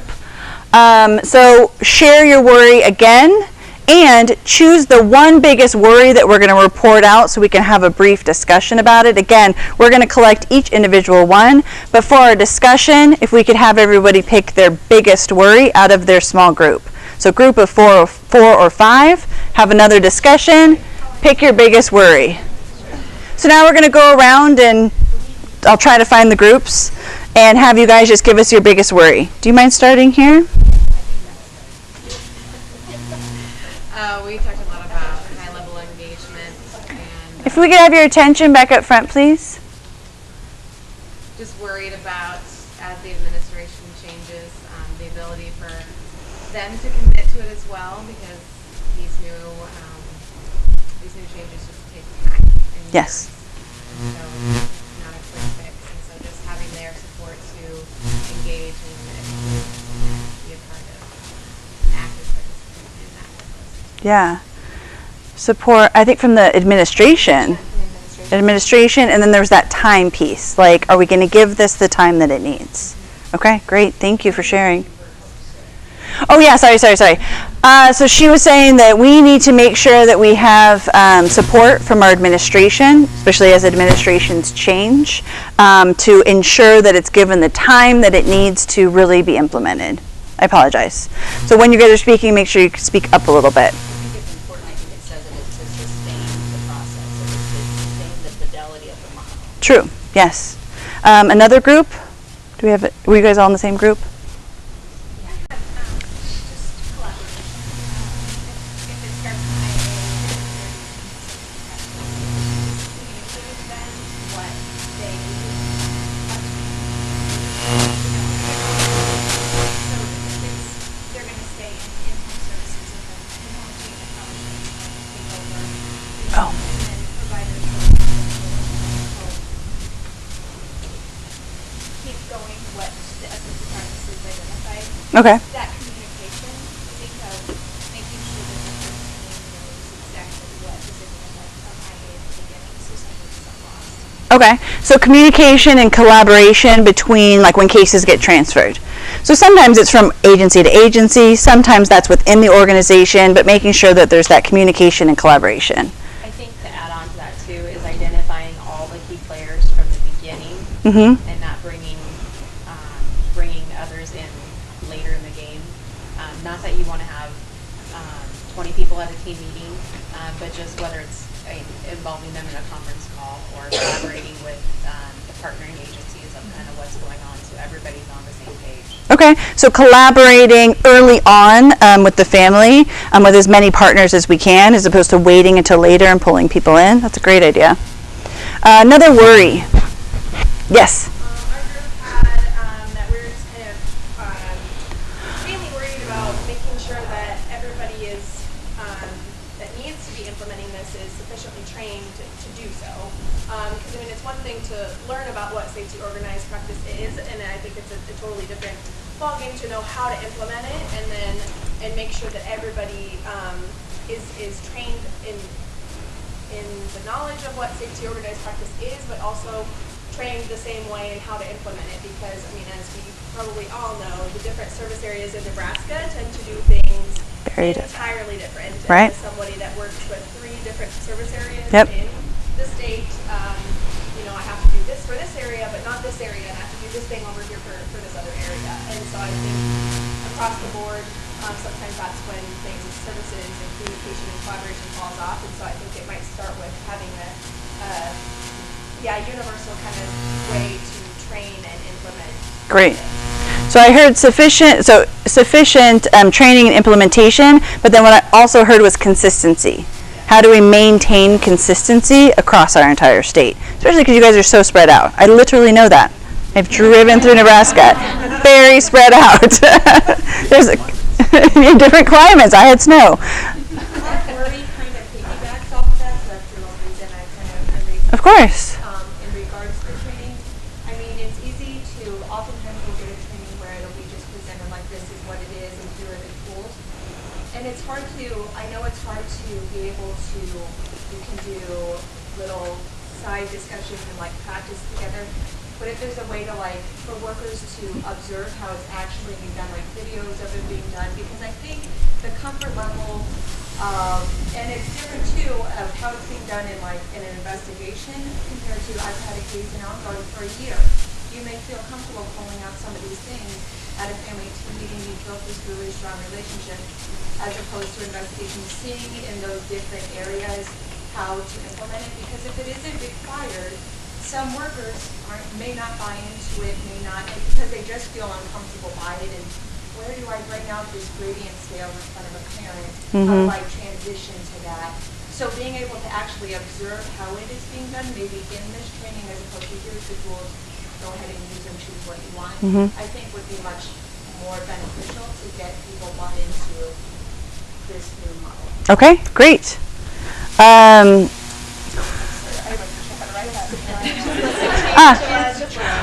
Chance to try it on, or creating safe spaces to try on the new practice? And I'm not saying even just to have the workers practice it within the training, because they don't know what they're doing. They're not going to be able to really know, but if they can somehow observe how it's being done, if there's videos of people doing it, doing skits of it or something, Yeah. they're not going to know how to transition to that when they're interviewing, like, how do I even bring this up? No? Maybe some of it like supervision and coaching as you implement it. Yeah. And You have a go-to person to constantly have some Yeah. coaching from to say, hey, this worked or Yeah. not. Or, No, those are very legitimate worries. Thank you. Other worries? Maybe from the back here? Yeah. Some of our team already feel that we already implement some of the concepts of safety organized practices. Great. But I think one of the biggest worries we identified was having outside stakeholders buy into this, in particular the legal system, law enforcement, and so forth. Yeah, so buy-in. Perfect. Buy-in from community partners, legal partners. What else? Any other worries that are different? Yes. Maybe back a little bit off what he said. Okay. From the provider perspective. Yes. When the initial assessment is getting completed and you look for maybe an ongoing worker and then they involve a service provider, they seem to be very protective of the information gathered during the SBM investigation and how they got their information. And so from a provider perspective, how do we go and implement safe organized practice? Because I don't want to do 3 houses to do engagement with my client if 3 houses have been done in the investigative process. Okay. So just that, my worry is that disconnect. Yes. Involve another. Yes, definitely. So that is a very legitimate worry. So I think there's collaboration, and I think this is about the confidentiality often. I think Lori was talking about that a couple times, that we sometimes use that as a shield, when really it could be enhancing the services we provide if we were sharing information more freely. true integration. Yeah, thank you. Ours was more looking at a cultural change. Yes. Cultural change, emphasize Another, cultural change for case managers. yes. And the effectiveness of how that culture really understands SEM Oh. right now, and their ability to effectively articulate and use that not only in the field, but in the court systems. Mm-hmm. So making sure that this training, again, is not done too fast, and Yep. that the training implements an ongoing cultural change and support for them to be able to articulate that information not only to families, providers. Great. So this is another culture change. I think just that first part. And then I think that second piece was really thinking through making sure that we're still utilizing SDM, Well, we're using it, but effectively using it. Yeah, I think case managers can go off tools, many of them, but I don't think they been providing ongoing training, especially for some of these difficult families. So Yep. how do I conceptually use this information and make it work in SDM? Okay. So I think fidelity to SDM maybe is. Fancy word, but yeah. I'm pretty fancy. But what does it really mean? Okay. Really using SDM how it's supposed to be used? What else? I can just speak a little bit to the consistency. I think that's a concern, is Yeah. how we will be consistent across the state if Yeah. it's not mandatory. Mm-hmm. And if it's not mandatory and we aren't consistent, how do we measure success? Okay. Because culturally as a state, we generally there's always going to be some question as to outcomes and the success of different models that we bring in. Okay, great. So consistency and how to measure. Yeah, great. Especially when it's not mandatory. Yes, perfect. One of the concerns I had is that staff that have been here in the last 6 years have only learned SDM and then recently AR as a new product for a lot of IA. So the engaging aspect, I see the engaging piece a little bit better than what it was when I first started. Yeah. So the concern I have with SOP and all these steps is the caseload has not really changed in regards to that. So staff having the time and ability to fully utilize SOP to the extent intended. Yes. To give SOP a fair chance. Because AR, I was big on AR, but with everything going on with legislature, we don't have the opportunity to use AR because of the pilot process and all that. So, I mean, I think just caseload. Okay. Be able to successfully utilize it. Okay. So yeah, caseload and then therefore time to do this, given the caseload. Great. What else? I think ours sort of piggybacks off of what he is expressing, that it will just become another child. Something that the worker who's already learned Yes. has to fill out to show that they complied with yet another model. Yes. You know, that because nothing, AR is not going away, SDM's not going away. Right. And so, you know, and we think it's based on sound principles, sound social work principles that hopefully we are using in our practice. Mhm. But I think that that's what we see. It'll just be another child. Yep. Beautiful. Another thing to do. Yes. One thing that our group that is really important is Have you speak up a little bit? looking at this not only from what changes we make in our work, but also the work that the family does. I mean, with the three houses, if they've already done the three houses how many times, the rework that that might create for the families. Okay. Okay. Like duplication or doing things over and over again. Great. Any other worries that are different than the worries we've already collected? Each service area identifying a couple of families in different capacities of child protective services and involvement with the court, implementing this and then coming back as HHS all together and seeing what is working and not working. So that's a worry, or that's something that? Well, kind of, yeah. I mean, it's an idea, but then to be able to master this so it is consistent across the state, and it's not just picking the pieces that do work. Okay. And making sure that it starts at the beginning and goes all the way through. So consistency throughout the life of the case. Gotcha. You had your hand raised? Yeah, mine would just be that as you're training, because several people have brought up the three houses and the interview techniques, that there's clarification about the Child Advocacy Center model and when kids should come to the Child Advocacy Center. Okay. According to Nebraska revised statute, it outlines. Okay. So you give the example of a domestic violence, that many kids who witness to violence is one of the statutory requirements. We don't want there to be confusion about you should be doing this interview as opposed to when they should be going to a Child Advocacy Center. Okay. So confusion between, okay, great, CAC and who's doing the interview. There's another hand here. I kind of had a question just based off of some of the worries. Sure. People are talking a lot about duplication and multiple people asking similar questions and using a lot of the same tools. How often, like, some of our cases are very long in duration. Yeah. Kids are in systems the whole time. So how often, because I think those worries can change, and like with three houses, Yeah.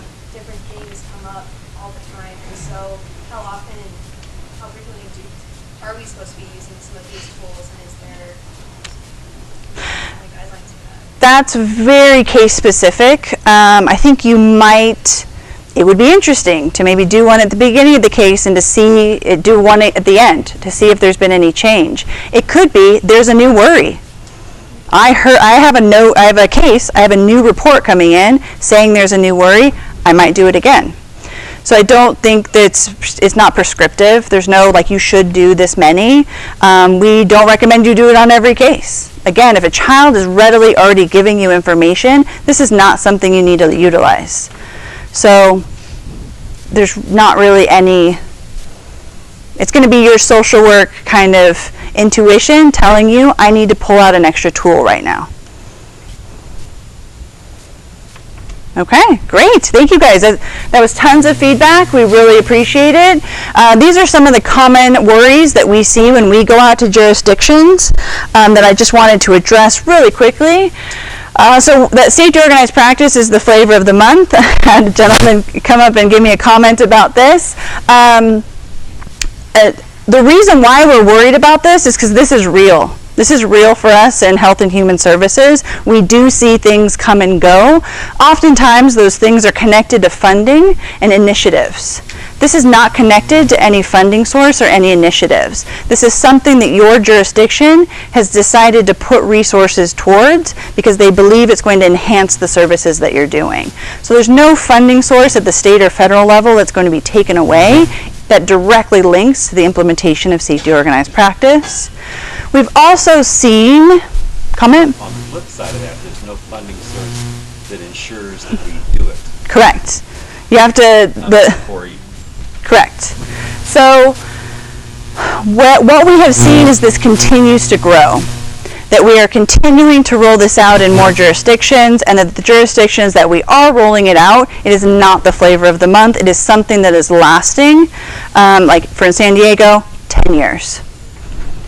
It's going to be more work. Initially, any new practice is going to be more work. When you learn something new, it is going to be more work. So initially, yes. After that, after this is something that you are familiar with, that you are comfortable with, it is going to make our work easier because we are going to be partnering more with our families. That relationship is going to be better. We're going to be able to work faster and quicker with our families down the road, utilizing these tools up front. Oops, sorry, last one. SOP is going to be so solution focused that we're going to be soft on safety. We hear this worry very often because there's some very positive language to this. We've talked a lot today about focusing on those positive things. But again, none of your other practices go away. You still do your investigations, you still ask those questions, you still use structured decision making to make decisions. None of that goes away. If you choose not to do the things that you're supposed to be doing, if you choose to only focus on the positive things going on with a family, yes, you are going to be soft on safety. You're going to leave a child at risk. But if you utilize safety organized practice as it was intended, you will actually be creating safety, better safety for that child. So we have another activity. So I'd like you to take out the white note card that you have at your seat. Let us know if you don't have the white note card, or maybe if you already used it to jot down some notes. We had that happen a couple days ago. So using the white note card, need you to think through one thing you think the leaders of Nebraska child welfare need to do to ensure a successful implementation of safety organized practice. So again, this is where we're asking for your feedback.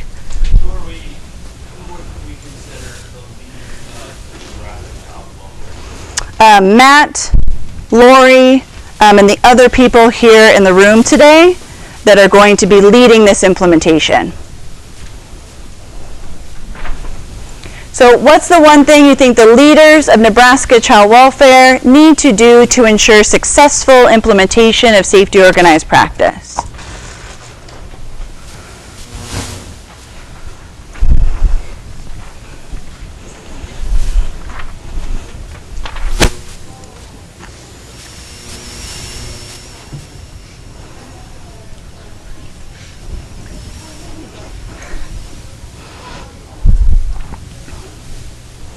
So we need to make sure that each participant has something written down on a white note card for the next part of our activity to work. So each person needs to have something written down on their white note card.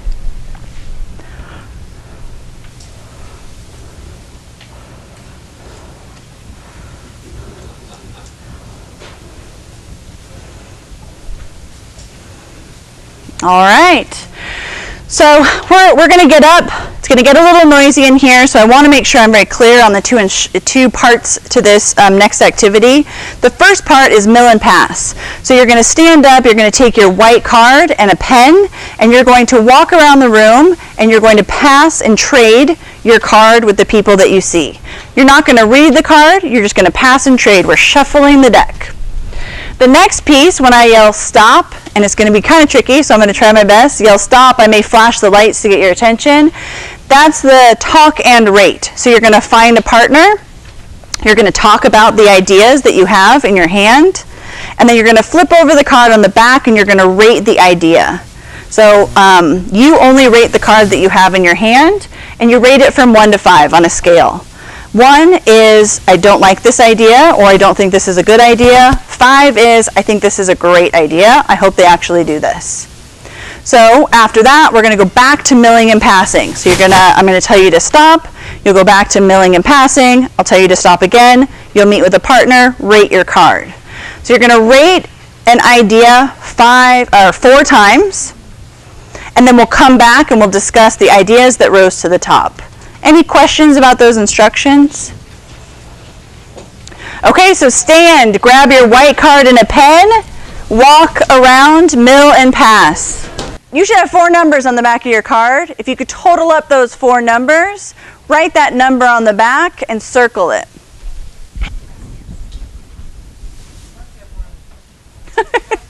That's okay. You have 5 numbers, that's fine. Yeah, maybe take one out if it's duplicate. Okay, so next, if you have a card that scored a 20, that would be the highest score, unless you have 5.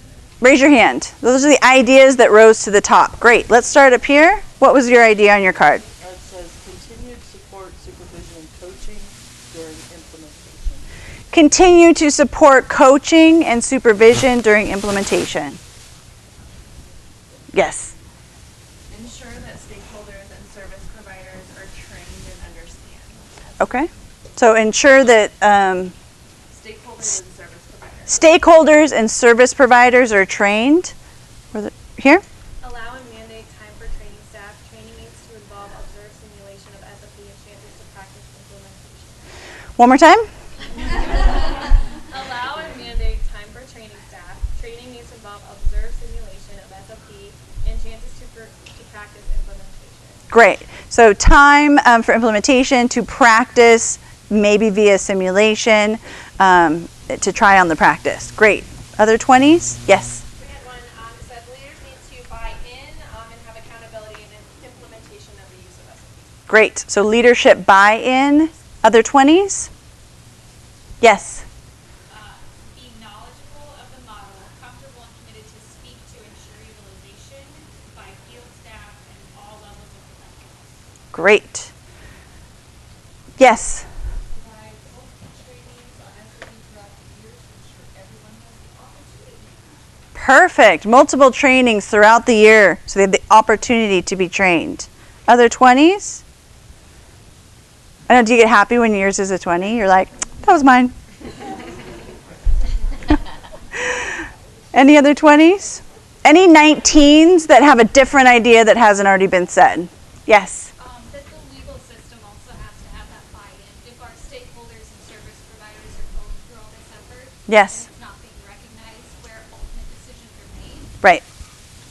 Great. So the buy-in from the judicial system. Struggle on that word. Okay, comprehensive rollout statewide. Great. Any other 19s that are different than what we already had? Okay, so those were all great ideas. That's what rose to the top, but we do want to make sure that we are gathering all of the ideas in the room. So we're going to ask that you take your cards and you pass them to this middle aisle. Both, yeah, white and the assorted colors. That you pass them to the center. We'll have someone come up the center and gather those from you.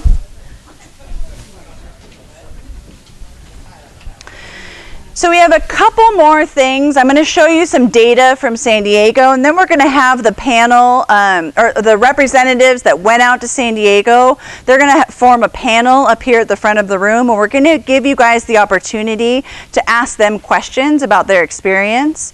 And if you have any questions for me, I can also answer those at that time. So here's a couple of the outcomes from San Diego that we wanted to share with you. So from fiscal year 11-12 to fiscal year 16-17, we've increased engaging families in case planning. There's a couple ways that San Diego is gathering this information and data. They're doing it through structured decision making. They're doing it through their CFSR case review process, and they have an internal case review process that they utilize to help gather some of this data and information. We also have another outcome from San Diego. So over the past 10 years, from 2009 all the way to 2017, their rate of substantiated maltreatment has gone down.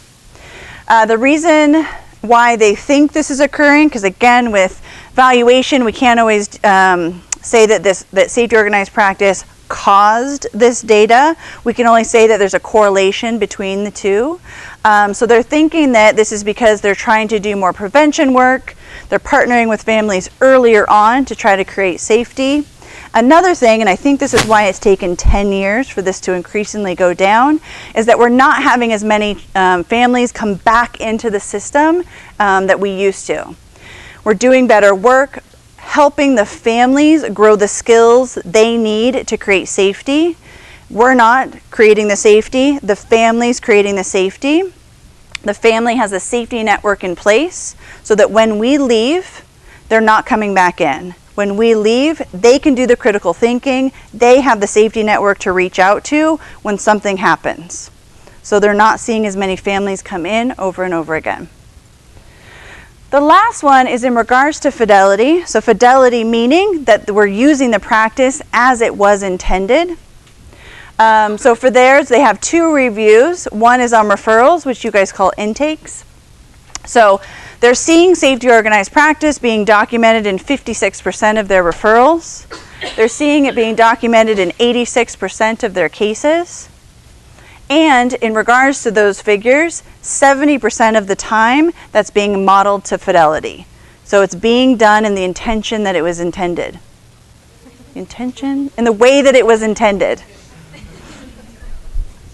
Any questions about any of that data before we move into our panel and open it up for questions?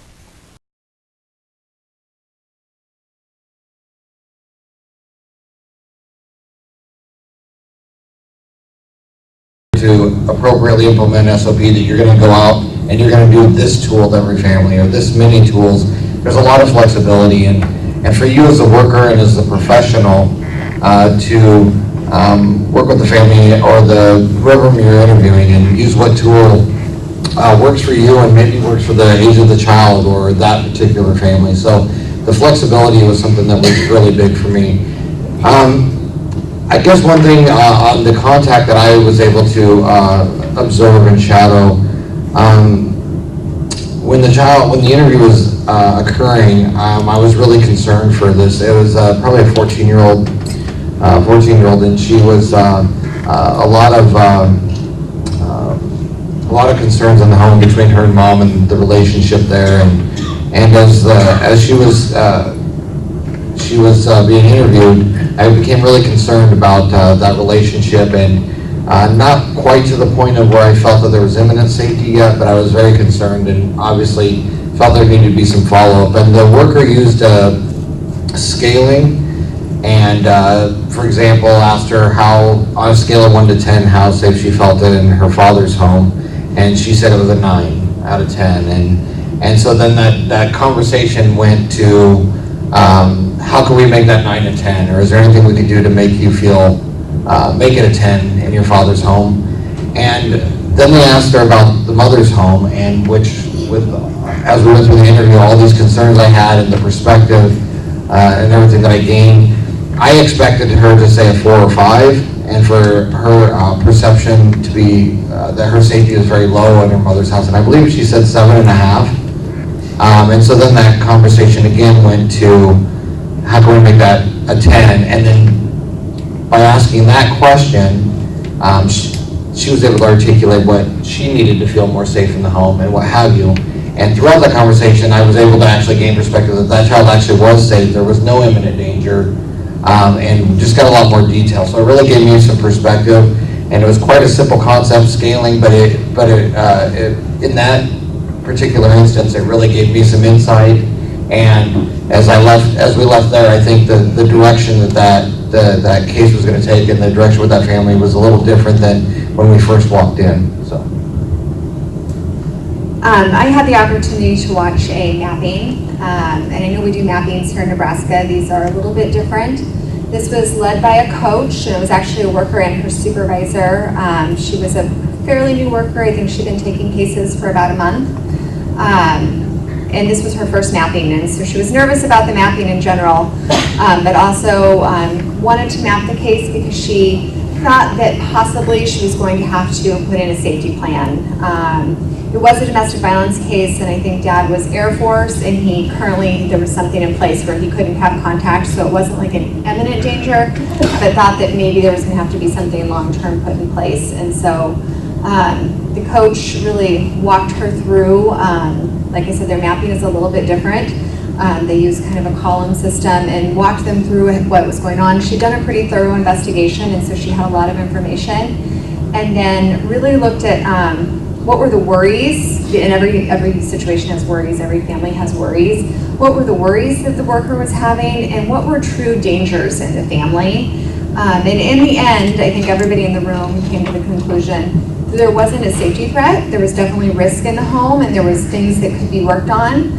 And I think the worker felt a lot better about that situation. And then the other part I really liked is that that was an exercise that she could do with the family. So she was going to go out and meet with the family and do this exact same mapping with them, and kind of hopefully get them to see the same risk that she was seeing. And I think that's a big piece of SOP is not telling the family what we know or what we think, what we feel, but letting them walk through that same process and get to see the same things that we're already seeing. Because we know that if they identify that on their own, they're going to be more invested in making those changes than if we just tell them what needs fixed. So I thought that was really interesting, because we've never, not in my teams anyway, have we taken that step to take that mapping out into the field and actually do it with the family.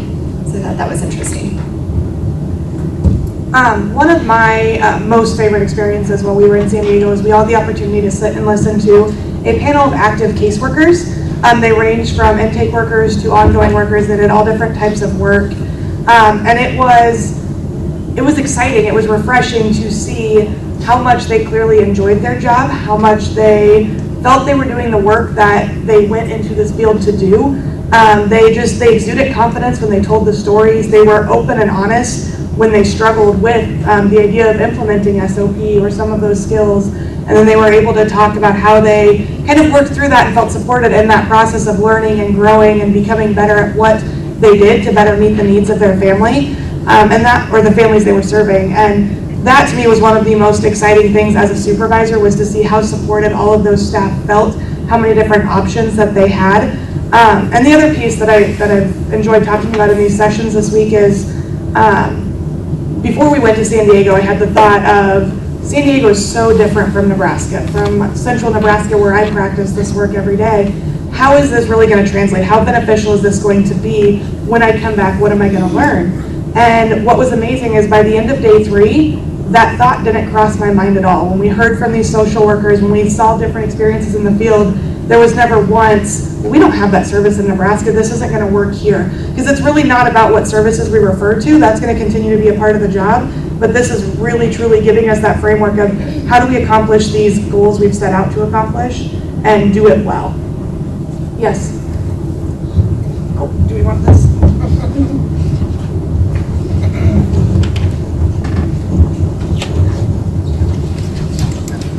Yeah, that was part of my question. I know San Diego is a very diverse city, bordering Mexico, having different cities, like good and bad, like Cabrillo, you know, the whole Oceanside. I wanted to know, did you guys focus on just one area, or did you move all over San Diego? Did you border Tijuana, different places like that, where you might have needed an interpreter or something? It's very diverse. San Diego's a lot different from Nebraska.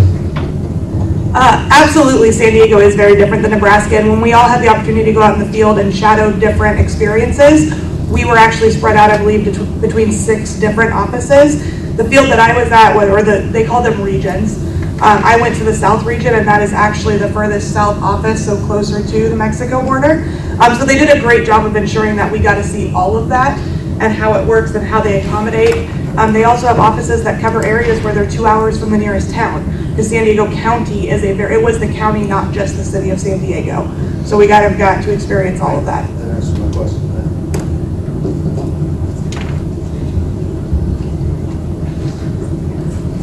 I got the opportunity to go to the local San Diego office and observe a training module where a coach, I think there was some discussion earlier today about how San Diego uses coaching models.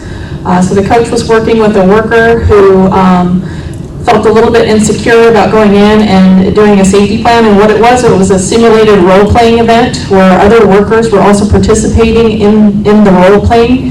They're playing the part of the mom and the different players in that particular scenario.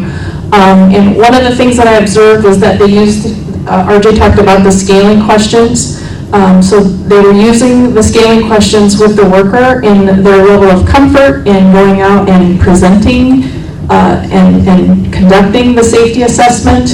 And then the worker was also using the scaling question in the actual simulation. And so what I observed was a total parallel process happening between how the department and the coach was interacting with the worker, and then the worker would take that in and simulate that same thing with the family. So that was really my takeaway, was that safety organized practice is a culture, and it goes all the way down, top down. So I think the other point that someone usually talks about is that workers get to go in and talk with coaches without necessarily having their supervisor be aware of that. So if they happen to have like an insecurity around a skill level or a certain part of SOP that they're not necessarily comfortable with, they can have a confidential conversation with a coach and get some coaching about how maybe they could do that better.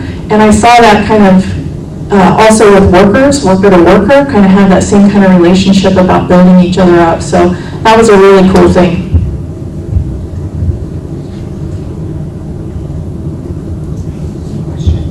Yeah, any questions?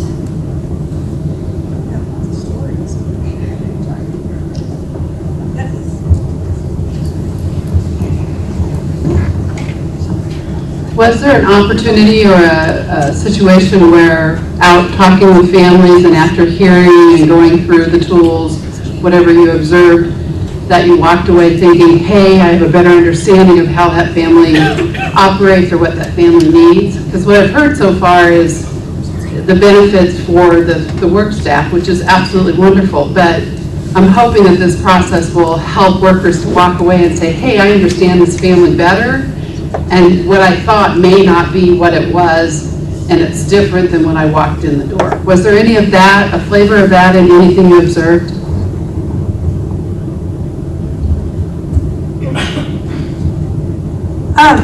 I think where we got the most examples about that was the panel of social workers that we got to listen to speak.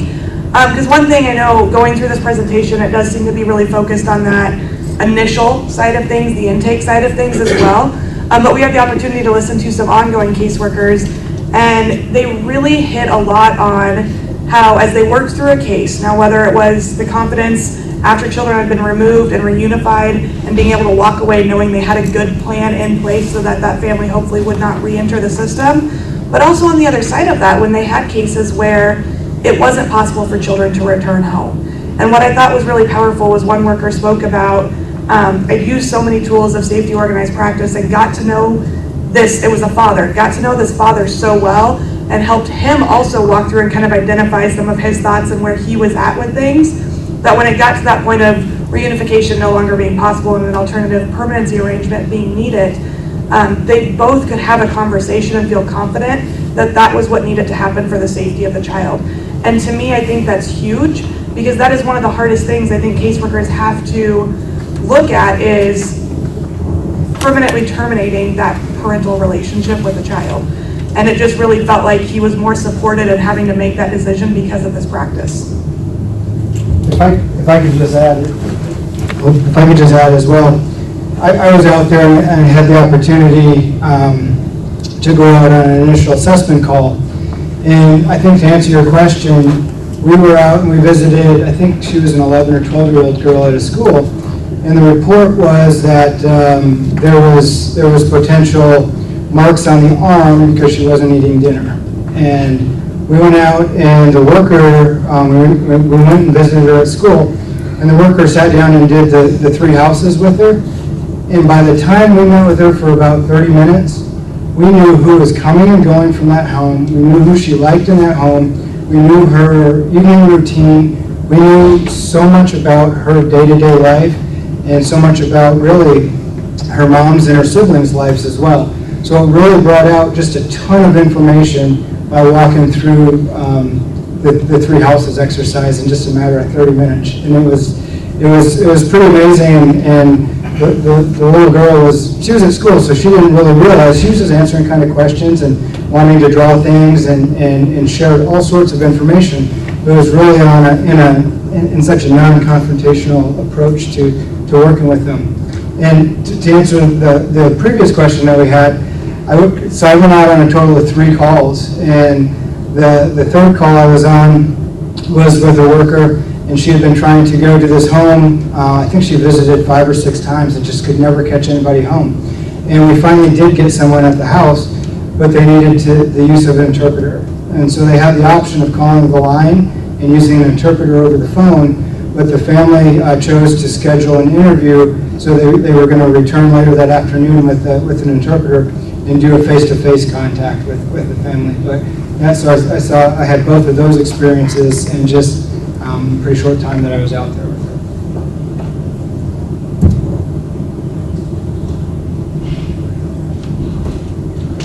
Any other questions? Probably more questions. We got the panel up here.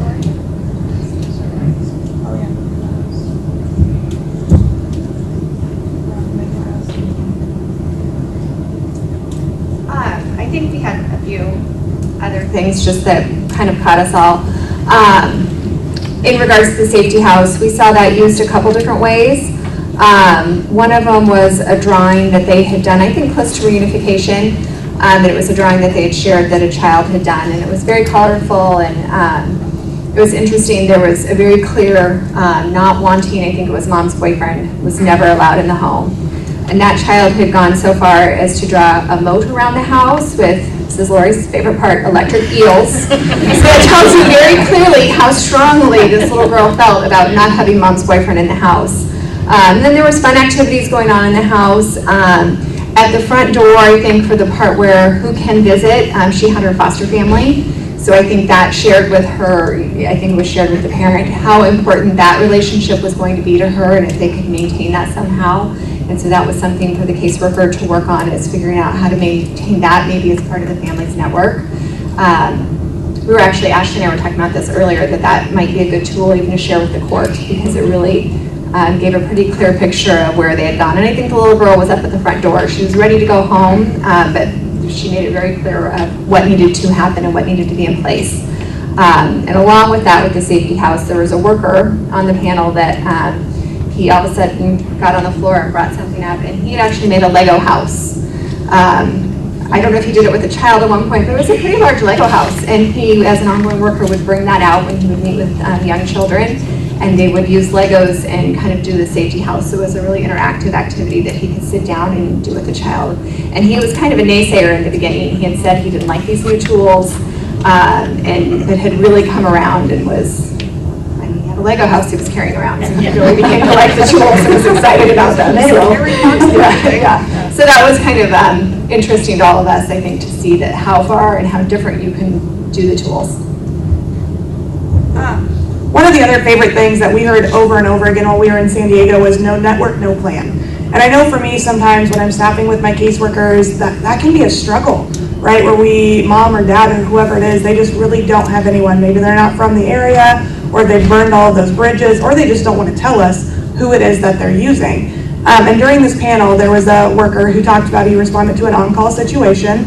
And the details aren't necessarily important other than they determined that they needed to come up with some type of a safety plan before he could leave that house in order to leave those children there. And he wanted to ensure that there was informal supports as part of that plan. But mom kept telling him, I don't have anybody, there's nobody, I don't know what to tell you. And it was so fun how he just kind of looked at us. He goes, I just sat down right next to her and I said, okay, we're just going to sit here until we can come up with this plan then. And he sat there and talked to her for what could have been an hour or two in order to kind of get to know her and engage with her to the point where she was willing to open up. And what it turned out was that she was embarrassed to call her support network. She didn't want her friends or her family to know that she was in this situation that she was in. It was very difficult to admit to that in that moment. It was easier to just say, I have no one, than have to make that phone call. And ultimately then, once he spent that time with her, they were able to come up with a plan that kept those children in home with their mother. And even though a question I've got to this story this week has been, well, who has 2 hours to sit there and talk to that mom to come up with this plan? But the reality is, on the other side of that, we can either spend that 2 hours with that mom to come up with those plans and keep those kids with their mother where they are comfortable, or the option is, do we have to take kids and remove them out of that home? And we all know the work that goes into that is much more difficult. But I think we'd much rather build that network up around them and continue to build on it, and we can still address other issues throughout services with us or other community providers. But I just thought it was very powerful how confident that worker was to just sit there with mom, sit there in that uncomfortable silence, whatever he needed to do to figure out who that support network could be. Yes.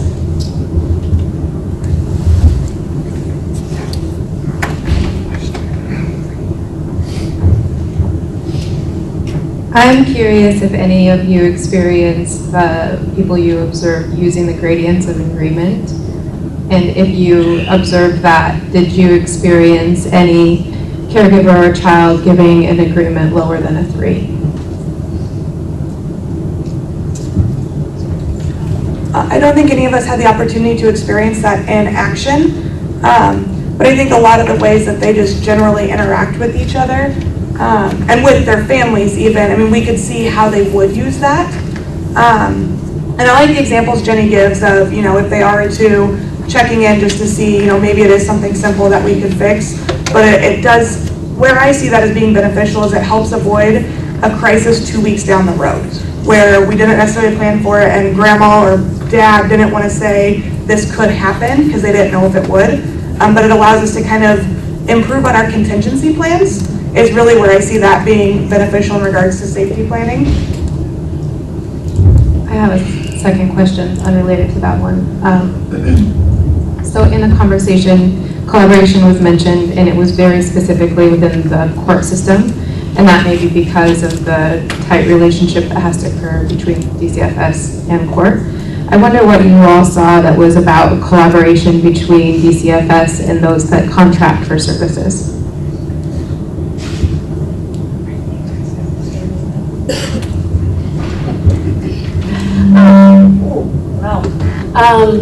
It's the speaker behind you, so step this way. We had a lot of conversations about transparency. We had, the conversations we were having is how they're sharing the information and really living that it takes a village to protect a child. So using that information and sharing that among everybody who's on the team, the providers, the schools, being transparent with the information that we have to ensure child safety.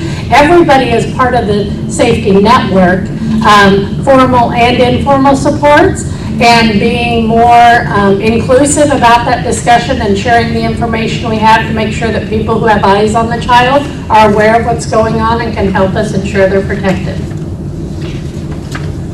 The other thing I would say, I also did a case mapping, and the one thing that I really liked was that language is important, and they talk a lot about cultural humility.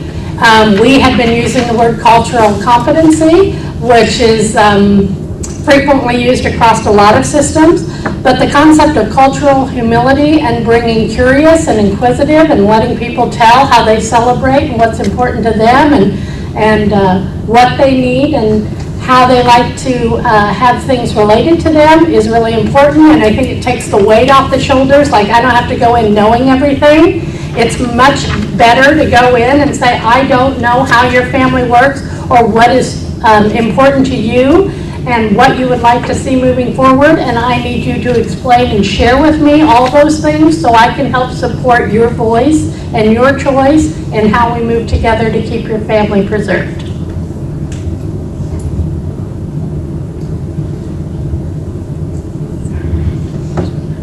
My question is, if any of you had any sort of experiences or was able to witness or communicate with any of the workers in how this was perceived in the courts, or the workers' interactions with the courts, and if there's any sort of pushback or anything in that nature on what and how they maybe handle it. I think what's difficult when we were there, they'd already been doing this for 10 years. And so the workers that we're interacting with, they weren't necessarily having that pushback or those issues because they've had a long time for everybody to adjust and to see the benefits. And so they really, the input we got was very positive. The input they got is they felt supported by all community partners. It wasn't just internally within HHS, it was really a community feel. It was really everybody had kind of, and the thing is, realistically, we know that didn't happen in year one. And I think it's important to just acknowledge that we are going to have those issues, and I think leadership from the top down is very aware that that's going to continue to be a problem, and we don't know how to solve those problems right now, but I think that's part of why we're here today, so we can continue to acknowledge that as we develop our implementation plan.